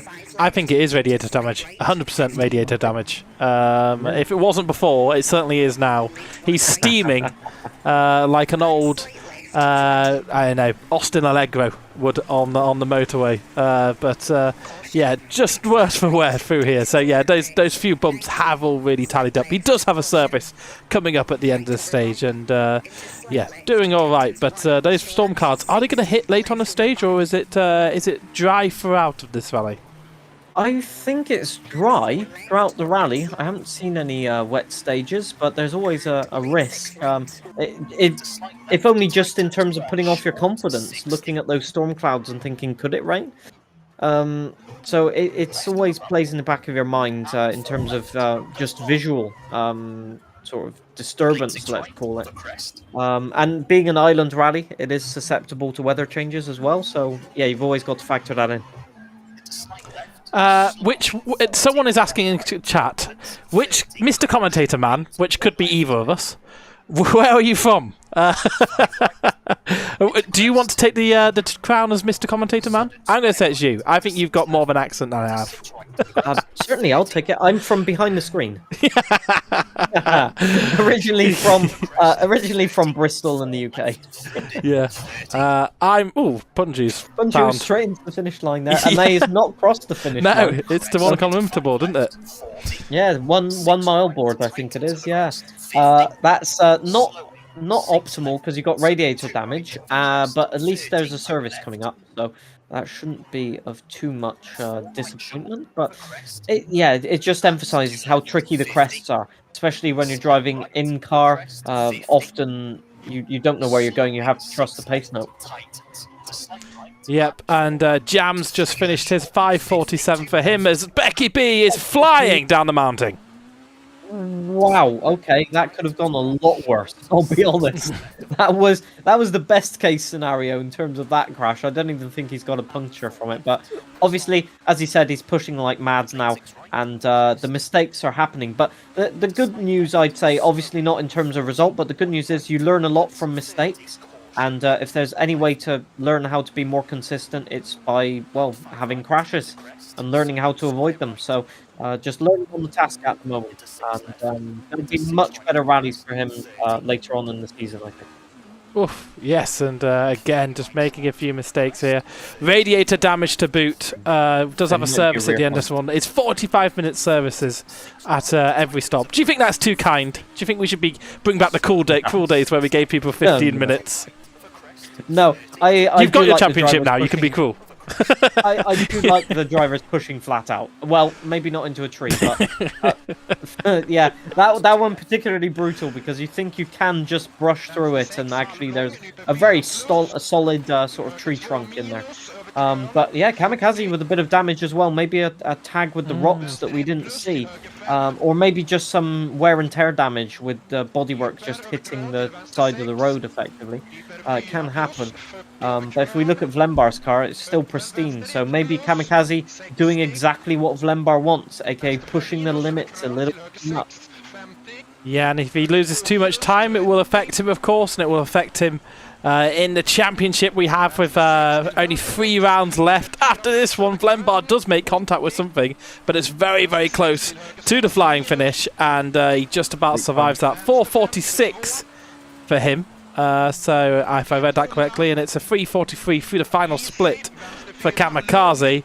As he comes towards the end of the stage. But yeah, Kamikaze is his own worst enemy, certainly in the terms of this championship with the lead he has. But, you know, you think back to last season, he just kept on having DNF after DNF, and those DNFs seem to be ironed out. But you just think back, and actually, if you have that many DNFs, maybe one could be lurking around the corner. We don't want to see it, of course, in the WRC. We'd love to see another champion in the Creator Series, but we also love to see that fighting, that racing going down to the final rounds of the season. And with only 3 rounds left, it is getting crunch time here. My co-commentator has got the PR handbook out there for that comment, sitting on the fence. But indeed, yeah. I can't side with any driver.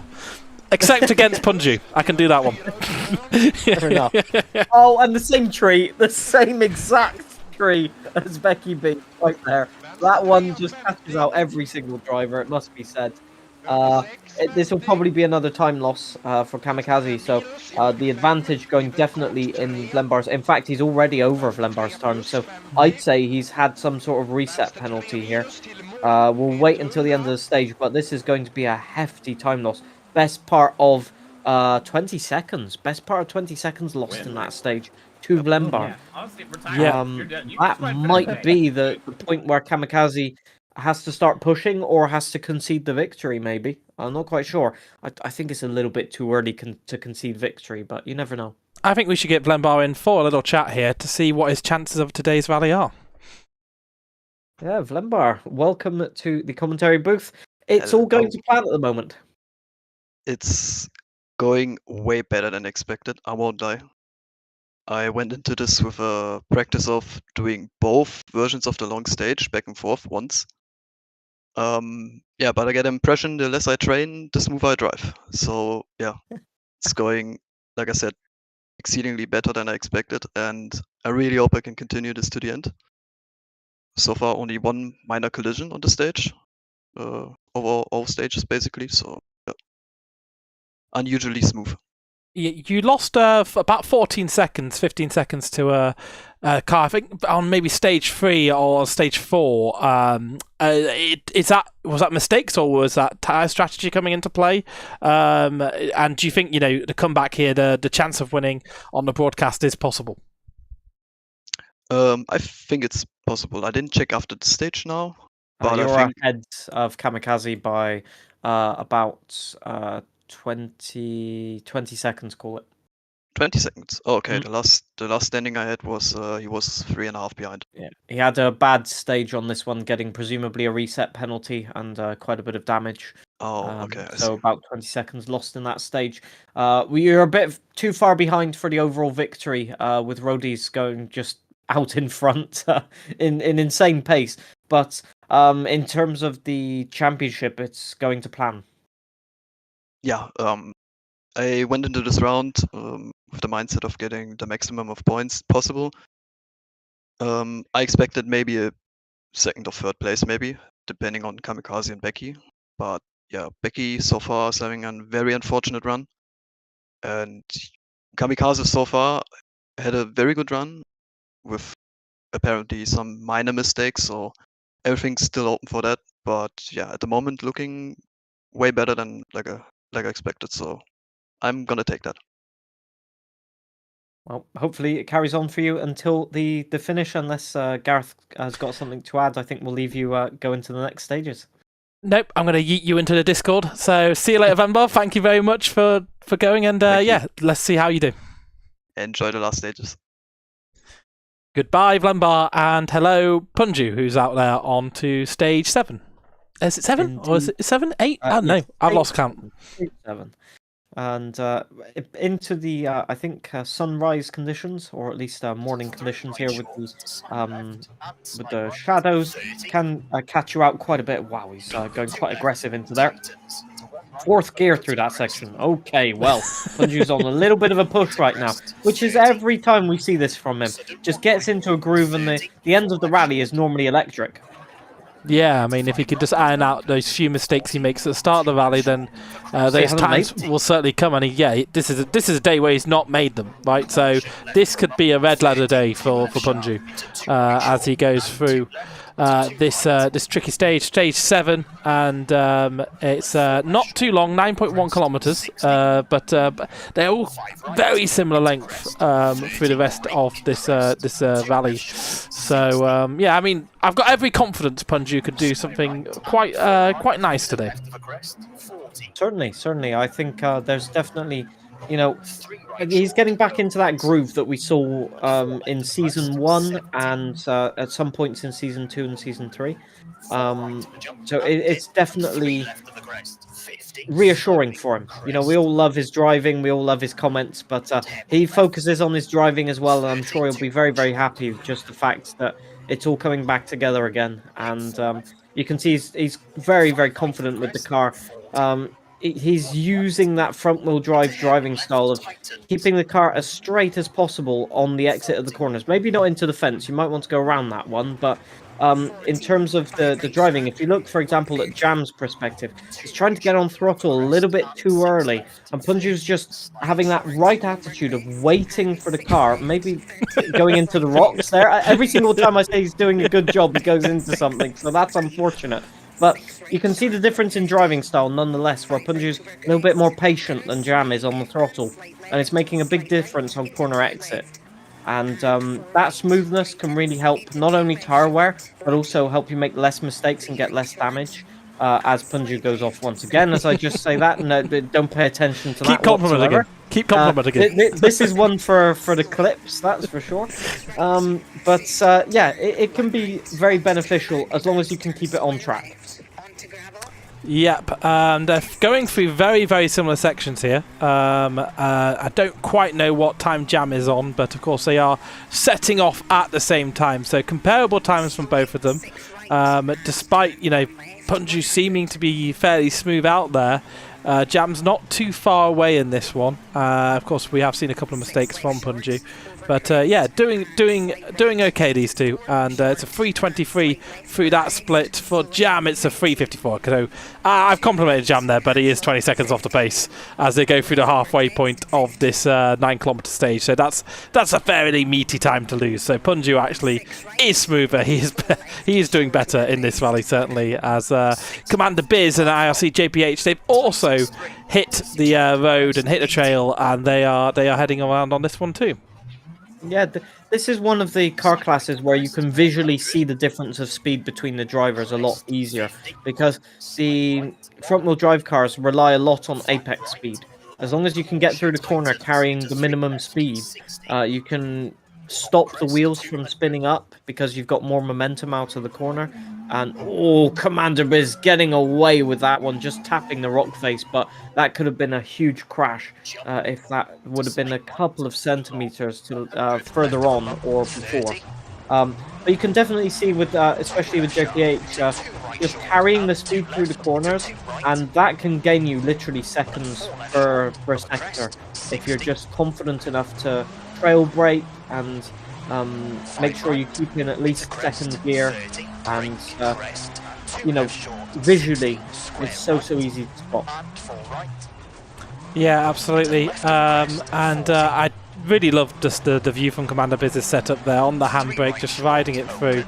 Very, very nice. You get a real full sense of the workout he's getting there in his rig. As he's dialed in, of course. We've not been able to touch in too much with him now. We're trying, certainly getting him for an interview. The people we're still yet to have an interview with, Jam, Punju and Commander Biz. We will try to get them before the end, definitely. But yeah, he's seeming to do okay down here as he just clips that bank but doesn't lose too much time from it. And just riding the crest of the road how he can. Yeah, I've noticed to do with his driving style, he's doing... not I'd say a mistake in terms of driving style, but he's keeping his hand very regularly on the shifter, which means that when a mistake does happen, he can get the gear shift down, but he can't correct the wheel too much or quick enough. And I feel like he's, hindering himself a little bit with that sort of lack of decision making of whether you want to change gear or keep your hand on the wheel effectively.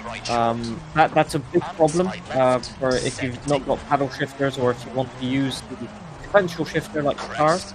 And it's something that requires mental training, just telling yourself, I need to get my hand back on the wheel because I've got more control, and it can be quite difficult to do that. Should we put in a wild card, one-handed mode only? They have to put their right arm into into some kind of safe or something for the rest of the race, some kind of chastity belt for the rest of the race. A little bit too much of initial D right there. Indeed. It could be an interesting one. Wild card for the drivers at the end of the season.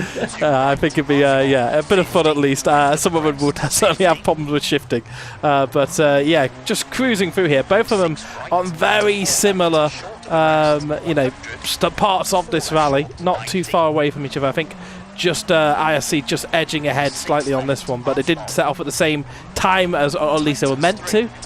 We don't actually have the time up for Commander Biz to verify that one, but interesting from these two of just how consistent they're being as Commander Biz hits a divot in the road and just about collects that one. Very, very on the limit though. Yeah, but these cars will always look like that on the limit because they've got no weight on the rear. So as soon as you hit a little bump, the rear of the car just goes airborne. And it's your job as a driver to just keep your foot on the throttle and pray and hope for the best, effectively. And that's just how these cars need to be driven.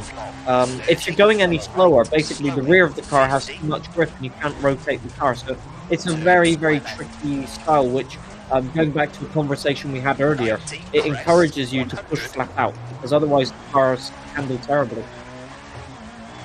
Yeah, certainly. And do you know what I'm thinking? I think we should just try and squeeze in a bit of time with Punji. I know we're mid-stage, but just get a bit of time with Punji in before he heads off to his next rally. We haven't been able to speak to you so far. And how are you doing? Looking consistent, looking good. You know, I'm liking this a lot. Yeah, I'd say consistent. Not necessarily the fastest, but it's consistent. No, like, super crazy, bad, insane crashes. I did have one that was a little scary. I don't know if you guys caught that in the first few stages where I definitely was about 100 feet off the ground. But else, I did land back on the track, just on the side. So it worked out all right. And outside of that, it's been a pretty fun and slow as smooth and smooth as fast kind of rally. You certainly seem to have got your mojo back in terms of getting straight away on the pace and not having any incidents. It's great to see that. Is there any reason for that, or just a bit of confidence in this one? Yeah, I think last rally just happened to really be a combo that I just couldn't really get to grips with. I used to drive, front wheel drive cars in real life, like rally stuff. So that was my jam, and it was about the same power to weight ratio as these guys. So this just feels very much so at home. I understand how these things work. I'm definitely not gamifying this stage. I think where I'm losing it isn't actually my car capabilities. It's more so little mistakes here and there, but also understanding the corner cuts for Italy and all that different call-outs. That's where I'm losing time. I think I actually understand the car pretty well, and if it was a different stage, I'd probably be top 20. Yeah, you've been rallying a front-wheel drive car quite recently in Europe, haven't you? Yeah, I did. The rental company don't know about it, but... Hey, and they don't need to know, so let's... okay, don't worry about it. I still have a claim out with them. I got to get that one figured out before we get talking about it. Well, before we get you into trouble, we'll let you hit the next stage. I appreciate it, guys. Thanks so much. Always good to hear from Punji. Self-sabotaging interview, we love it. A self-sabotaging. It's me domming him in 100%. It definitely. I mean, he certainly looks confident and at ease with it, and it shows. It shows. And credit to him, he knows his stuff. Yeah, certainly. And just hitting the final stage before this service. So obviously in lots of 2 in the Creator Series quite often. It's stage 8 that he's now tackling. And 7.6 kilometers. So again, not too long. You can just skip through this one. If you do have a bit of a mistake, try and have it at the end, and you have a service, and yeah, he's just going straight through those cornered off areas. No problem. Just take those out. No problem, Punji. You know, you make your own rules, you drive your own track, but there's no corner cut, so you might as well. That's what rally's all about. Yeah, it is a bit tricky with the cuts and all that. I mean, on a gravel rally, you are that's not a cut, that's a joke. I tell you what, nicely Track done. limits. That's an alternate line. Maybe there's more grip out there. Who knows? He's just playing 4D chess with us all. But in terms of driving lines, if the gravel rally, you're meant to cut a little bit. That's always in the books, but there's differing opinions in the community of what's acceptable, what's not acceptable. So, on when we're focusing on just having fun, we're not really paying attention too much to the corner cuts. Our main vibe here is that everybody hopefully makes it to the end of the rally for a start, and then we'll figure it out after that. Yeah, you're too kind. You should go in on these guys, especially Punji. He's enemy number one. As Punji's partner makes it on screen for the first time, she's also inspecting those many corner cuts. Indeed, I mean, it's possibly not the good time to distract him, as it's one of the fastest stages, or fastest starts to a stage right here, and chatting during the stage as well. Yeah, I expected that. There's obviously, you can't drive while having a conversation. I don't think he realised she was there. By the reaction, he looked like he'd just been took aback by that. Well, judging by the fact that he'd been off the stage twice, maybe that's the case. Yeah, the good old distractions there. We do love it. We love to see a little bit of pandemonium there in real life. But Jam still vibing, and the distractions are his own. They're voluntary this time.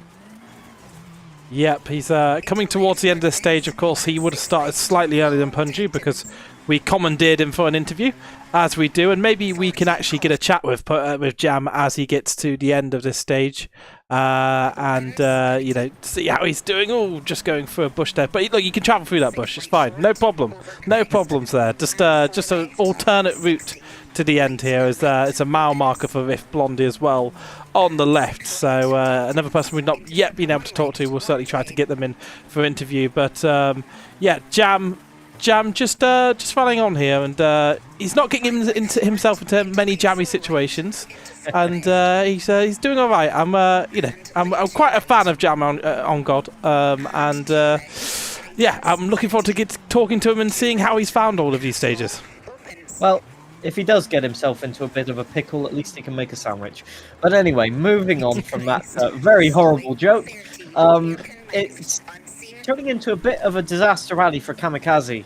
Not in terms of championship points, but in terms of gap to the leader, as Jam goes for an exploration there. I'm not exactly sure. The stage is to your left, and I think he's stuck now with no grip, and unfortunately that is going to be a reset penalty.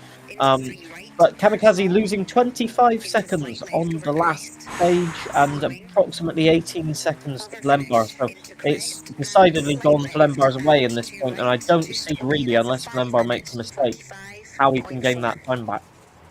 Yeah, he's pushed too hard, hasn't he? He's gone for the jugular, and it seems to have massively backfired there, and he could be losing further time to other rivals as well. Let's see how it goes for the rest of them. As Jam commandeers the marshalling post and crashes into it there. That's a nice way for him to go. But shall we get Jam in for a quick interview here?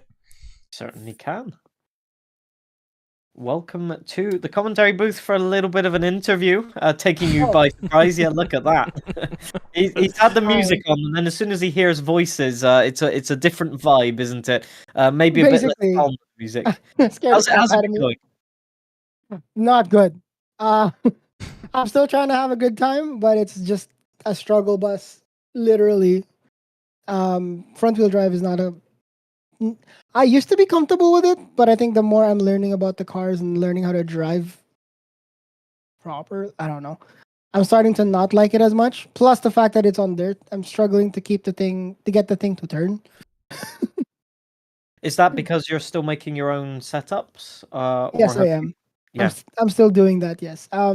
It's the only way I learn, unfortunately. Like, I don't know, some people who are more neurodivergent out there would probably relate.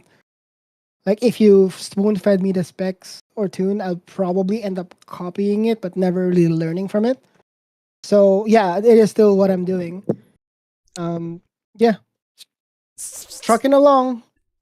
I when I tune cars, like I don't know if this is right, Isaac, you'll be able to tell me. I put the first setting all the way to the right, the second setting all the way to the left, and just alternate like that. That creates performance, doesn't it? And maybe, Jam, give that a go for the power stage. That could get you some serious points. Can't know what? recommend towing on the rear. I'll be honest with these. If you want an understeering bus, that's a good way to do it, though. Yeah. I'm trying to yeah, anyways, yeah, so I'm basically just trying to get myself to the end. Don't have as much seat time at all to practice or any sort of anything, so we're just trying our best today. I think it's all. been good. I think the music's been keeping you in the flow. What music you been listening to? That's my question to you. Right now, it's actually a lot of anime stuff. Oh, it's right, okay. a playlist that a friend of mine. Is that like The Simpsons and stuff? No, not that kind of anime. What? That's fake. That's fake. That's wild. Okay. No, it's a playlist that a friend of mine that I copied from. I was like, hey, I like the playlist that they play when they're streaming, and I was like, hey, can I use that for one of these? And yeah, today I'm using it. It's pretty nice. Vibes. It does, yeah. It does up the vibes a little bit. Well, I think honestly, in terms of goodwill and just as we said, vibing, you're doing a hell of a job, and I think maybe a little bit too harsh on yourself, to be honest. From what I've seen, the driving has been 90% there. The 10% is always the most difficult to get. But with time, as I keep saying to people, with time in rally, you need to let yourself develop a little bit. And making mistakes is the way you learn. So I can only hope that you keep on learning and keep pushing. Oh, I will. Keep pushing. Many thanks for your time, and good luck with the last two stages. All right, sounds good. Great to hear from you. And we'll pull in Riff Blondie now as well for a quick interview because I've seen she's unmuted. Riff Blondie, how are you doing today? I am struggling today. How are you doing? Same, actually. He's doubling the producer and commentator this time. I'm seeing the brain cells evaporate live right now on the camera. But in terms of the location, quite a difficult one. We've seen you have a little bit of hits with the banks and the rocks. Oh my god, I had a lot of them. I don't even know, like, out of my final time, I think I will have like 5 minutes of penalties if I'm not wrong around that. Yeah, it's bad. It was bad. So yeah. You didn't have much seat time coming into this one. There's been a few people like yourself making a very late call to get onto these front wheel drive cars. Would you recommend the front wheel drive Sardegna experience to anyone else? The car is not too bad at all, but I feel like it doesn't suit Sicily. Like, take it somewhere where the track is wider, because they are quite big, but they are fun cars to drive. I finally made peace with mine. We kind of get along now. I kind of got the hang of it. So yeah, I would recommend them. You should try them. That is also bait as well. I'd say probably one of the most difficult car classes and tracks to drive. And despite the mistakes, I think still your pace is good. There's a room for optimism there. Maybe even if you don't see it from the driving perspective, it can be frustrating. Is there any opportunity to push maybe for power stage points? I don't know. Every time I try to push, I end up just falling off a cliff or just kissing a tree. I don't know. I'll be honest. Well, that's a good answer as well, to be fair. Just getting to the end is a reward in itself, let's put it that way. It's true. I mean, making it to the end. Sorry, I don't even know how to talk. Like, I'm really... Again, that's been my issue as well. The brain is thinking left, right, left, right. It's like winning. Trust me, it feels like winning. I mean, you should know, right? Winning? No, I don't know anything about that. That's the problem. Oh, come on, don't lie. Hey, well, you know, we have our moments, as we say on as drivers, and yeah, definitely, I'd say in terms of chances of getting a faultless result for drivers, this one very, very tricky. So I think everybody, including yourself, has done a very, very good job today. I can't wait to have jinxed everybody on the power stage now that I've said that. So there you go. Okay, so I know who to blame if I'm gonna. Always blame jinx it Isa. somehow. Always blame Isa. Okay, got it. Always. I thought that was normal. Yeah. I didn't realize that you needed a justification for that, but fair enough. There's 2 rules with WRC. Blame Isa, hate on Punju. No, but Riff, we'll let you get on with your stage. Appreciate you joining us. Thank you so much for having me, guys. Pleasure, as always. I think, should we just try and squeeze a quick interview with Biz in as well? We certainly can. Good luck, brother. Hello. Oh, hello. How's it going? luck, brother. We've seen quite a few moments from you, but so far it's going quite well at the moment compared to some other high-speed crashes that we've seen. So, what's your perspective? Well, my perspective was this couldn't be going any worse, but you're making me feel a little bit better about it. Why would you say that then? What exactly has been going on? Oh, well, the second stage really killed me. I had to change a tire. We got a flat like in the first third, and you know that's a long one. So we had to do that. Then we had a couple of offs. I just feel like I'm spending as much time driving through the bushes searching for the road as I am on the road. You're not the only one. That's why I said you were doing quite well, would you believe? We've had multiple punctures, multiple 30-second penalties. It's been a rough rally, would you believe? Yes, yeah, to say the least. As I'm watching Jam's perspective right now, as he's finding every single tree on the stage, it's quite impressive, to be honest.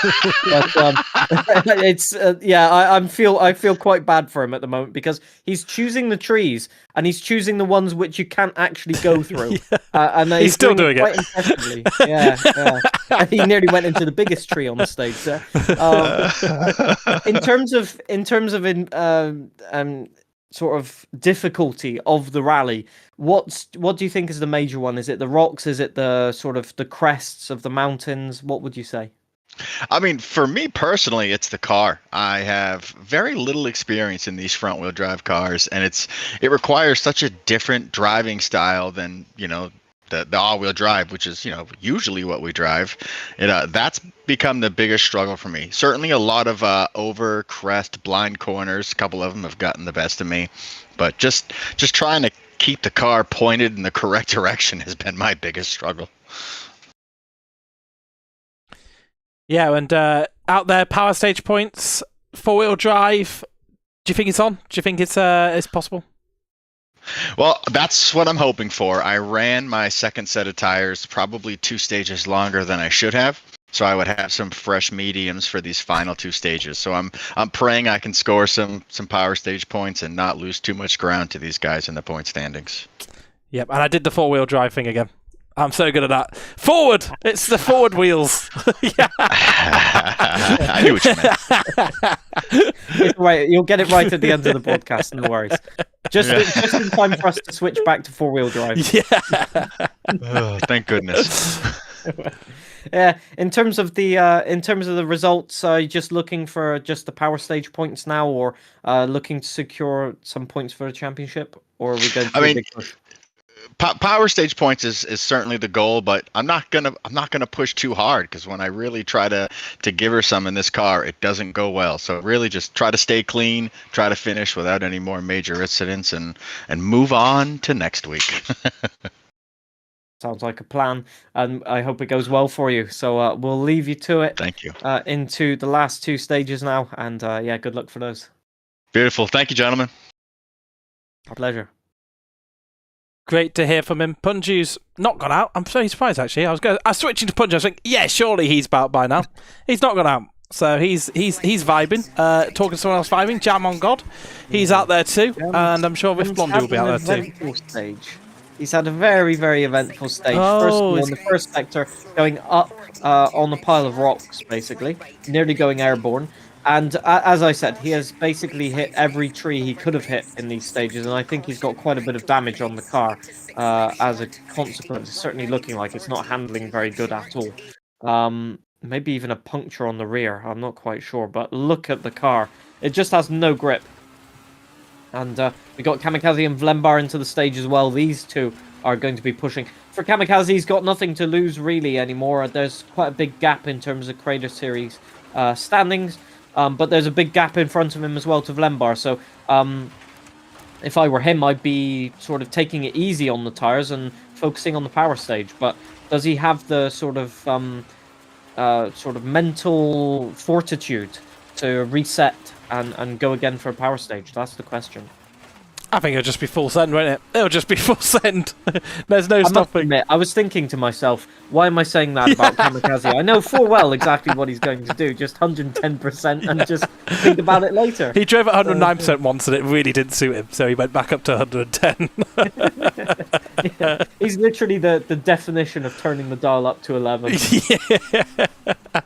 Yeah, let's hope he doesn't have too many Spinal Tap moments, certainly, along the rest of his rally. But yeah, he's on stage 9 now, the one before the power stage. It's going to be around a 426 or 8 maybe for Vlembar, a little bit higher than that. No, just creeping into the 430s. And yeah, Kamikaze still a sector to go though, so he's on a 339 at the moment, 338 as he went through that sector. Let's see if he can claw any time back here. Now, Kamikaze almost pulled out a massive upset last week, being 11 seconds down, 12 seconds down into the power stage and climbing back almost to within 7 tenths of Becky B last week, as he touched a tree there and just about got away with it. But yeah, it's going to be monumental to be able to claw back the time he's got on Vlembar now, isn't it? Yeah, certainly. I'd say anything short of a puncture now is sort of impossible to claw back time. And I think Vlembar actually might settle for the rally win and second on the power stage. That will be the clever thing to do, and hope that Kamikaze has another stage where he just pushes a bit too much. Yeah, I think maybe the psychological aspect of rally getting to Kamikaze now a little bit. He knows he's got a lead in the championship, and that all he has to do is produce good results and put pressure on Vlembar, but it seems the more he tries to put pressure on other people, it does the opposite, and he puts pressure on himself as he loses. And now, best part of 20 seconds again in that stage. Better time for me, at least. Yeah, better time for Commander Viz, at least. At least there's positivity all around. Yeah, I can imagine coming in and doing an awful time and hearing that straight away in your ear, just to rub it in. Yeah, especially seeing for Kamikaze and Vlembar and drivers at the top, they are unhappy as soon as they lose a tenth of a second, even a thousandth of a second. It's unacceptable, and so yeah, to be 20 seconds off the pace, having been there, done that, got the t-shirt, as they say. It's not a nice feeling when you feel like you've driven your best stage and then all of a sudden you're not in the same postcode in terms of results. I didn't know you had a skill issue t-shirt. You got to wear that on stream sometime. Now he's giving me an idea for merch, everyone. Very good.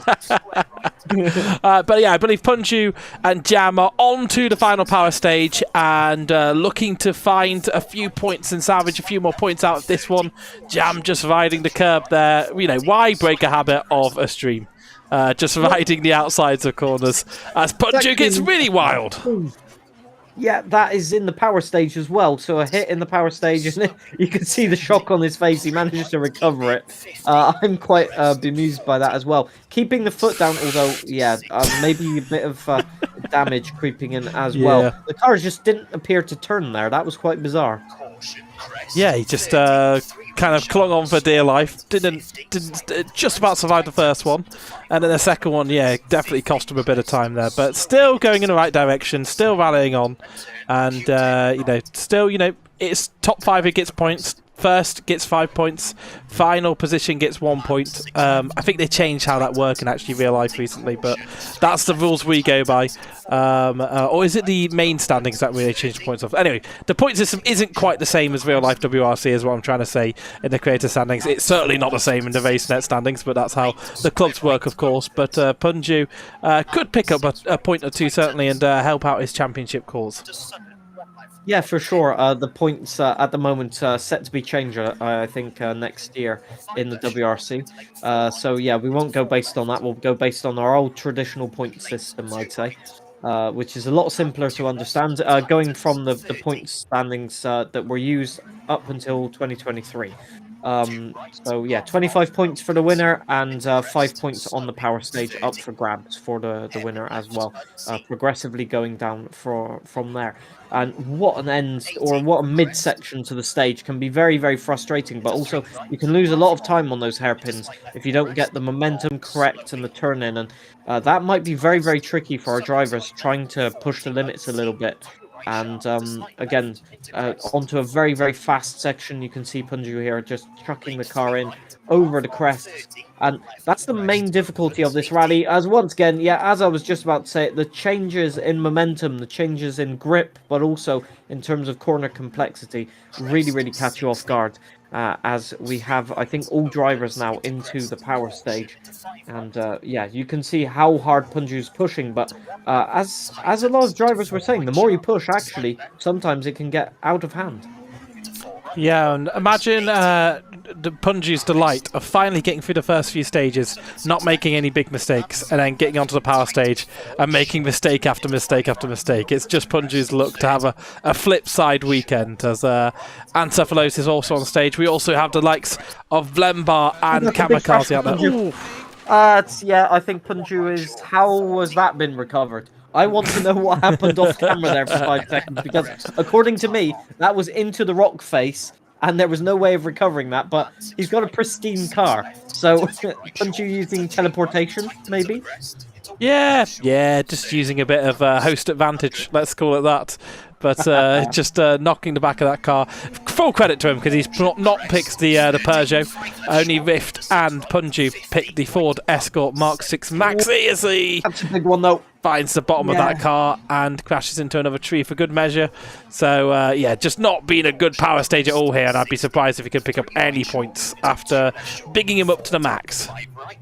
Yeah, on this particular stage, you've got that strip of rocks on the side of the road on the right-hand side for quite a while there, and you can run over them, but there is a slight chance, as we just found out, maybe a 10% chance, that your wheel gets stuck in, in between two rocks, or something collides with the bodywork, and then bad things happen, as we just saw. And for Punju, again, that will be quite frustrating, as he was so close to completing the rally without any major damaging mistakes.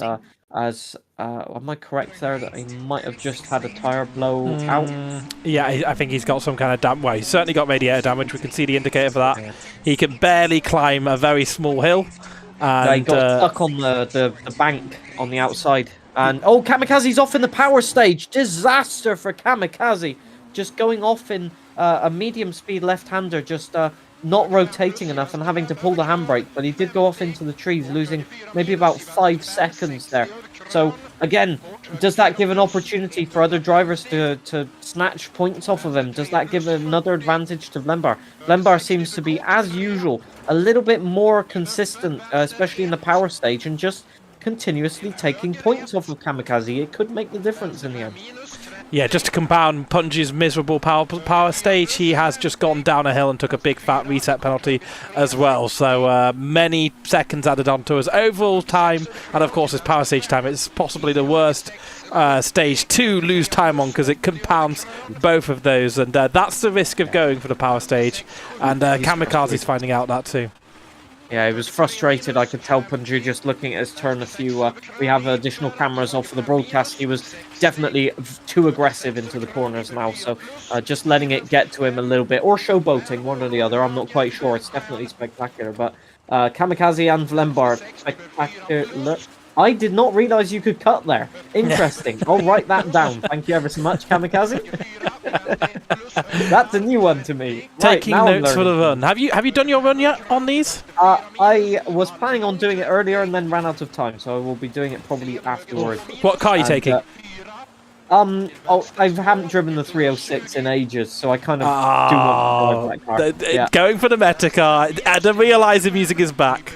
It was that or the Vauxhall Astra, which is like 20 seconds a stage slower. So No, fair Although, enough. saying that, Yeah, exactly. Maybe. Win with the Voxel Astra, the real ego move from yourself. and when you're not competing for the championship, you can afford to do silly things like that. But yeah, Vlembar, I mean, yet to make a mistake so far, at least on camera, on this one, and doing a little bit into the wall there, as I said it, but I'm just trying to jinx him a little bit here. Oh, he's yet to make a mistake. It's a really clean run, and nothing can go wrong now. I cannot believe the luck that they are having this season, honestly. There are so many corners where I'm saying to myself, I would have crashed there, or I would have definitely got some sort of damage. And for whatever reason, it happens that way in rally. Sometimes you just get a run of luck, and you just have to ride it and hope that it lasts forever, basically. It never does, but you just got to hope that way.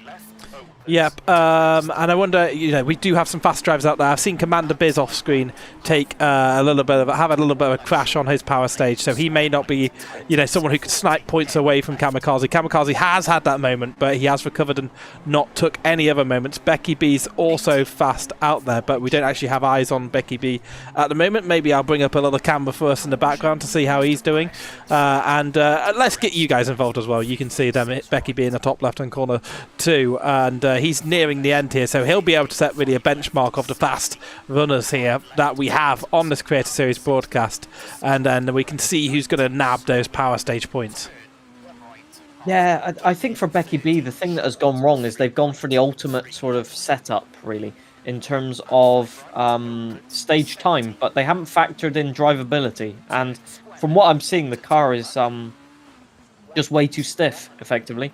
And it's bouncing around a lot, and I think that's what's led to a few mistakes. If you look at Vlembar and Kamikaze's perspective, the car is a lot more compliant over the bumps, and while Becky B might have been able to grab some very good stage times, and I think lead after stage 1 in terms of the Crater standings, in the long run, that has definitely not played dividends in terms of just catching him out, in terms of grip, and in terms of making mistakes.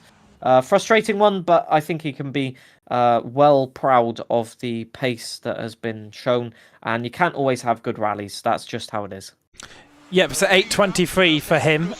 So with Vlembar coming towards the end here, that's going to be surpassed massively as Kamikaze makes a big... Oh, I don't know if it was a big mistake, actually. But Vlembar, 7:51, so seriously quick time by him. Winning. That is a power stage win overall for the moment. We'll have to wait and see. Kamikaze's time will come in. It's not looking favourable for Kamikaze because he is already around the 7-minute mark, which, according to my calculations, he's going to need to speed up a little bit. But we shall see. Vlembar, so 7:51.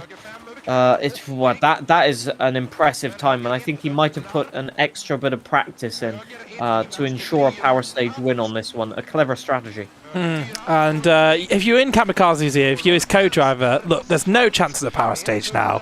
You've had that mistake. Vlembar's put a superb time in. There's, you just got to remember that the points for the championship are so key. Don't throw it away in this final sector. And now he's onto this tarmac. It is a lot faster, a lot flowing. A lot less chance of making a mistake once he gets around this corner. And I was really jinxing him there. But that was very close. It's going to be a close time, but it just isn't going to be quite as quick. Yeah, it was very close. That mistake really mattered, didn't it? No. That mistake, that tiny little hesitation, really cost him a little bit there. And I'm just trying to get the time. 6/10 of a second. Can you believe it? These two closely matched the entire season. But losing 1 point there won't really factor in that much. He's still secured a very, very good power stage. Oh, Commander Biz, all sorts of out of shape there, with a little bit of damage on the car, but getting lucky to get away with that one. So we'll have to wait and see what kind of time there is. We don't have any indications up in terms of the time. RC JPH, 25 seconds off the pace. Again, as he said, not too on the pace with this one, but just consistently getting to the end, and he's done that, to be fair, very, very easily. And Cephalosive, I think 10th overall on that stage, so he could be in position to pick up 3rd. I think he would be picking up 3rd as things stand on the power stage, and 18th overall for IRC JPH as things stand. Obviously, a little bit further behind. Ancephalosys was very close to beating Becky B overall with those 2 Wow. punctures for Becky B. Only 30 seconds between it, really. So Ancephalosys has had a great drive to 33rd place and currently sits 4th overall the Creator Series standings. So that is incredible. And that sound ends the rallying from today. So what a way to end. Commander Viz showed us off. But I think we should get the person who's won the rally overall and, of course, that power stage in for an interview. I think there'd be no better person. Vlembar, you've smashed it today. A broadcast win and a power stage overall win as well. Super quick times there. You went full send on that final stage. Oh yeah, I did risk everything, and yeah, I'm really surprised at how good the time actually was, and even more surprised how close it still was in the end with Kami. Considering at 5 seconds, he must have been flying even harder across the stage. But yeah, I have to say, probably a perfect rally for me. Very unusual, like just minor mistakes, and yeah, be happy. Yeah, I could definitely say in terms of pace, you actually gained time back on the leader by the tune of about 12 seconds, if my calculations are correct. So that second half of the rally since we interviewed you has been, as you said, pretty much as close to perfect as you can get. What's your potential analysis? Because the championship points are closing back up now. Kamikaze under a tiny bit of pressure once again. Once it goes back to the 4-wheel drive stuff in Estonia and Japan, do you think maybe you can, close the gap even more? I think Estonia would really have to step up my game, because I would be surprised if he's not ahead there. Japan I can't tell.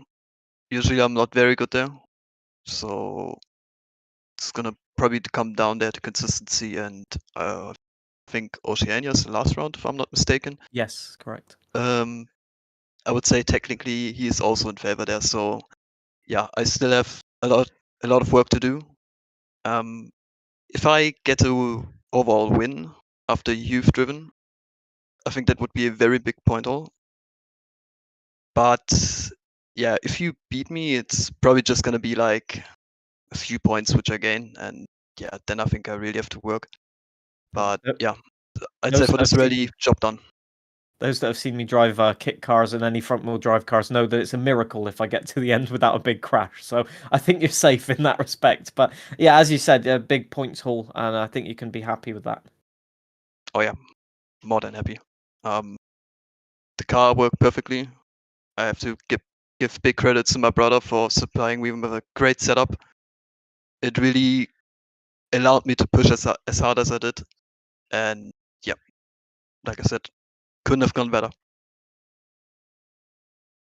Brilliant. Well, yeah, hats off to you. We'll see you in future weeks to see if you can close down that championship lead. Or, as you say, Kamikaze is going to have the advantage. It's going to be thrilling to see, but also setting out the stall there nicely. So thank you very much for joining the broadcast, Lambo. Thank you. And I think we're going to quickly and finally, well, not quickly, we can take as long as we want. We can take forever. We're going to have Ancephalosys in to round us out for the broadcast, Isa. Sounds good to me. Hello, Ancephalosys. Hello, how's it going, guys? He is there. Yeah, how did the last couple of stages go then? We saw a little few moments, but positive? Yeah, man, absolutely positive.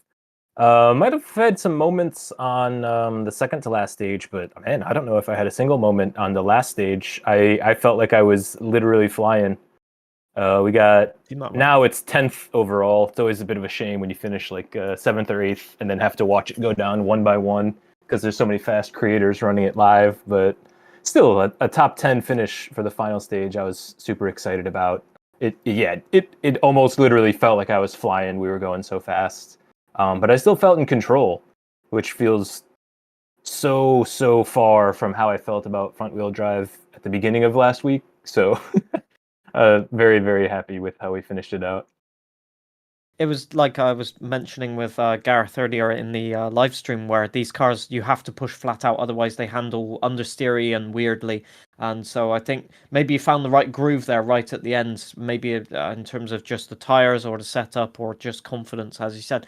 In terms of results, I think you know, a very good drive, 33rd overall and Thank you. 4th in the Creator Series at the moment. Nice. So Nice, yeah, nice. how's your analysis on that? Happy with that?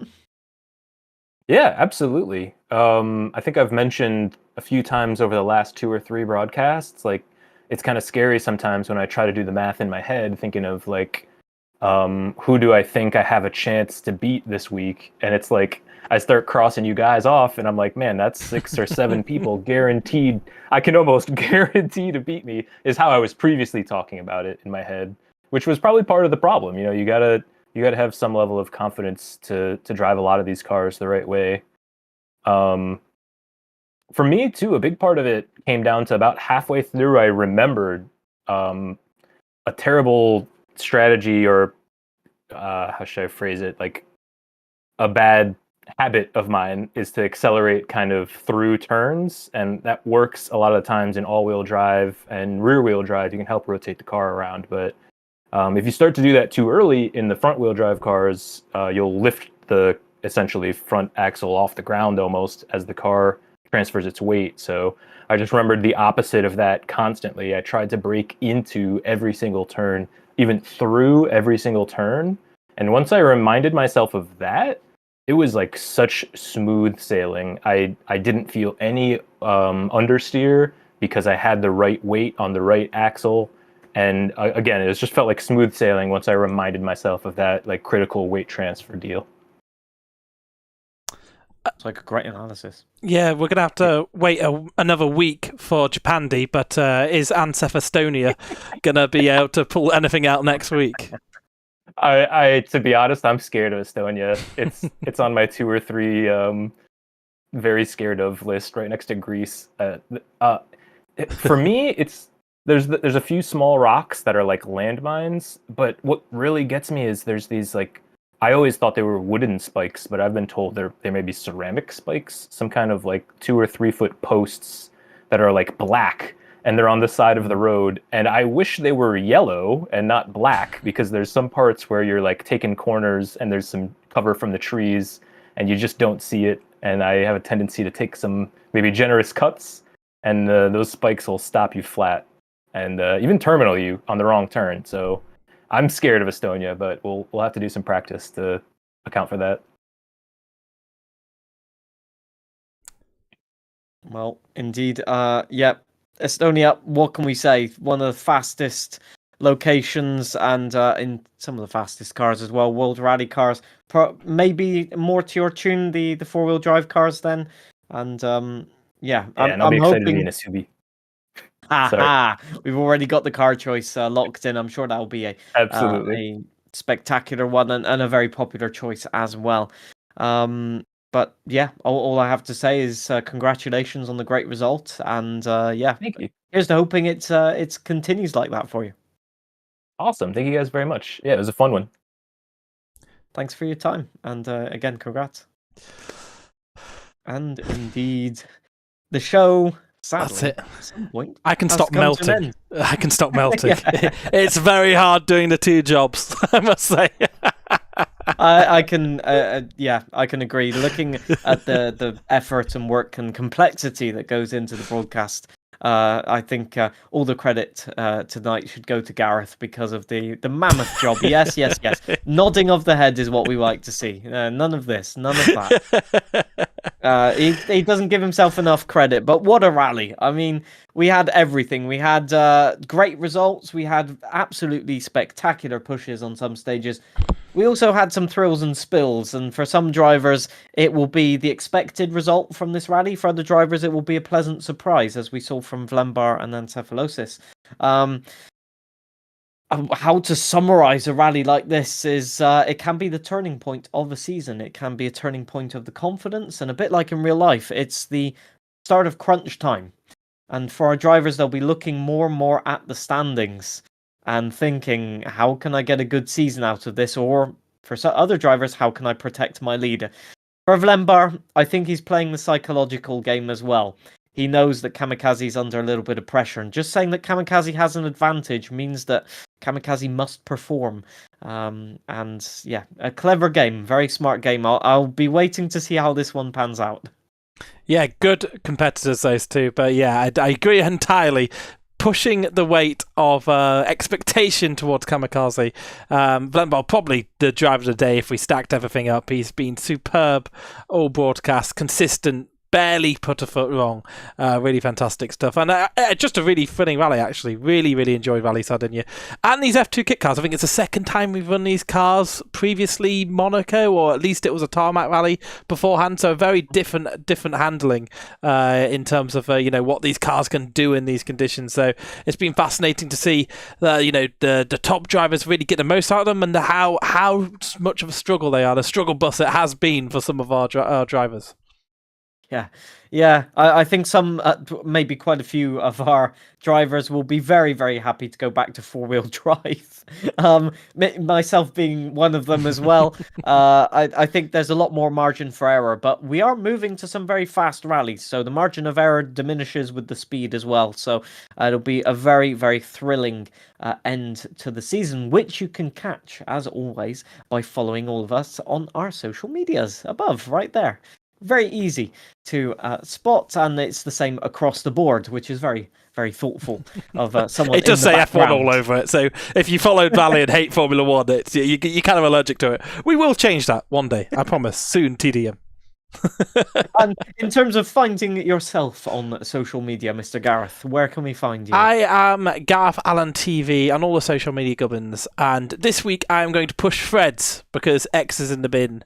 Go and follow me on Threads. I've made a single post about my Dacia jogger, so if you want that kind of content, go and follow me there.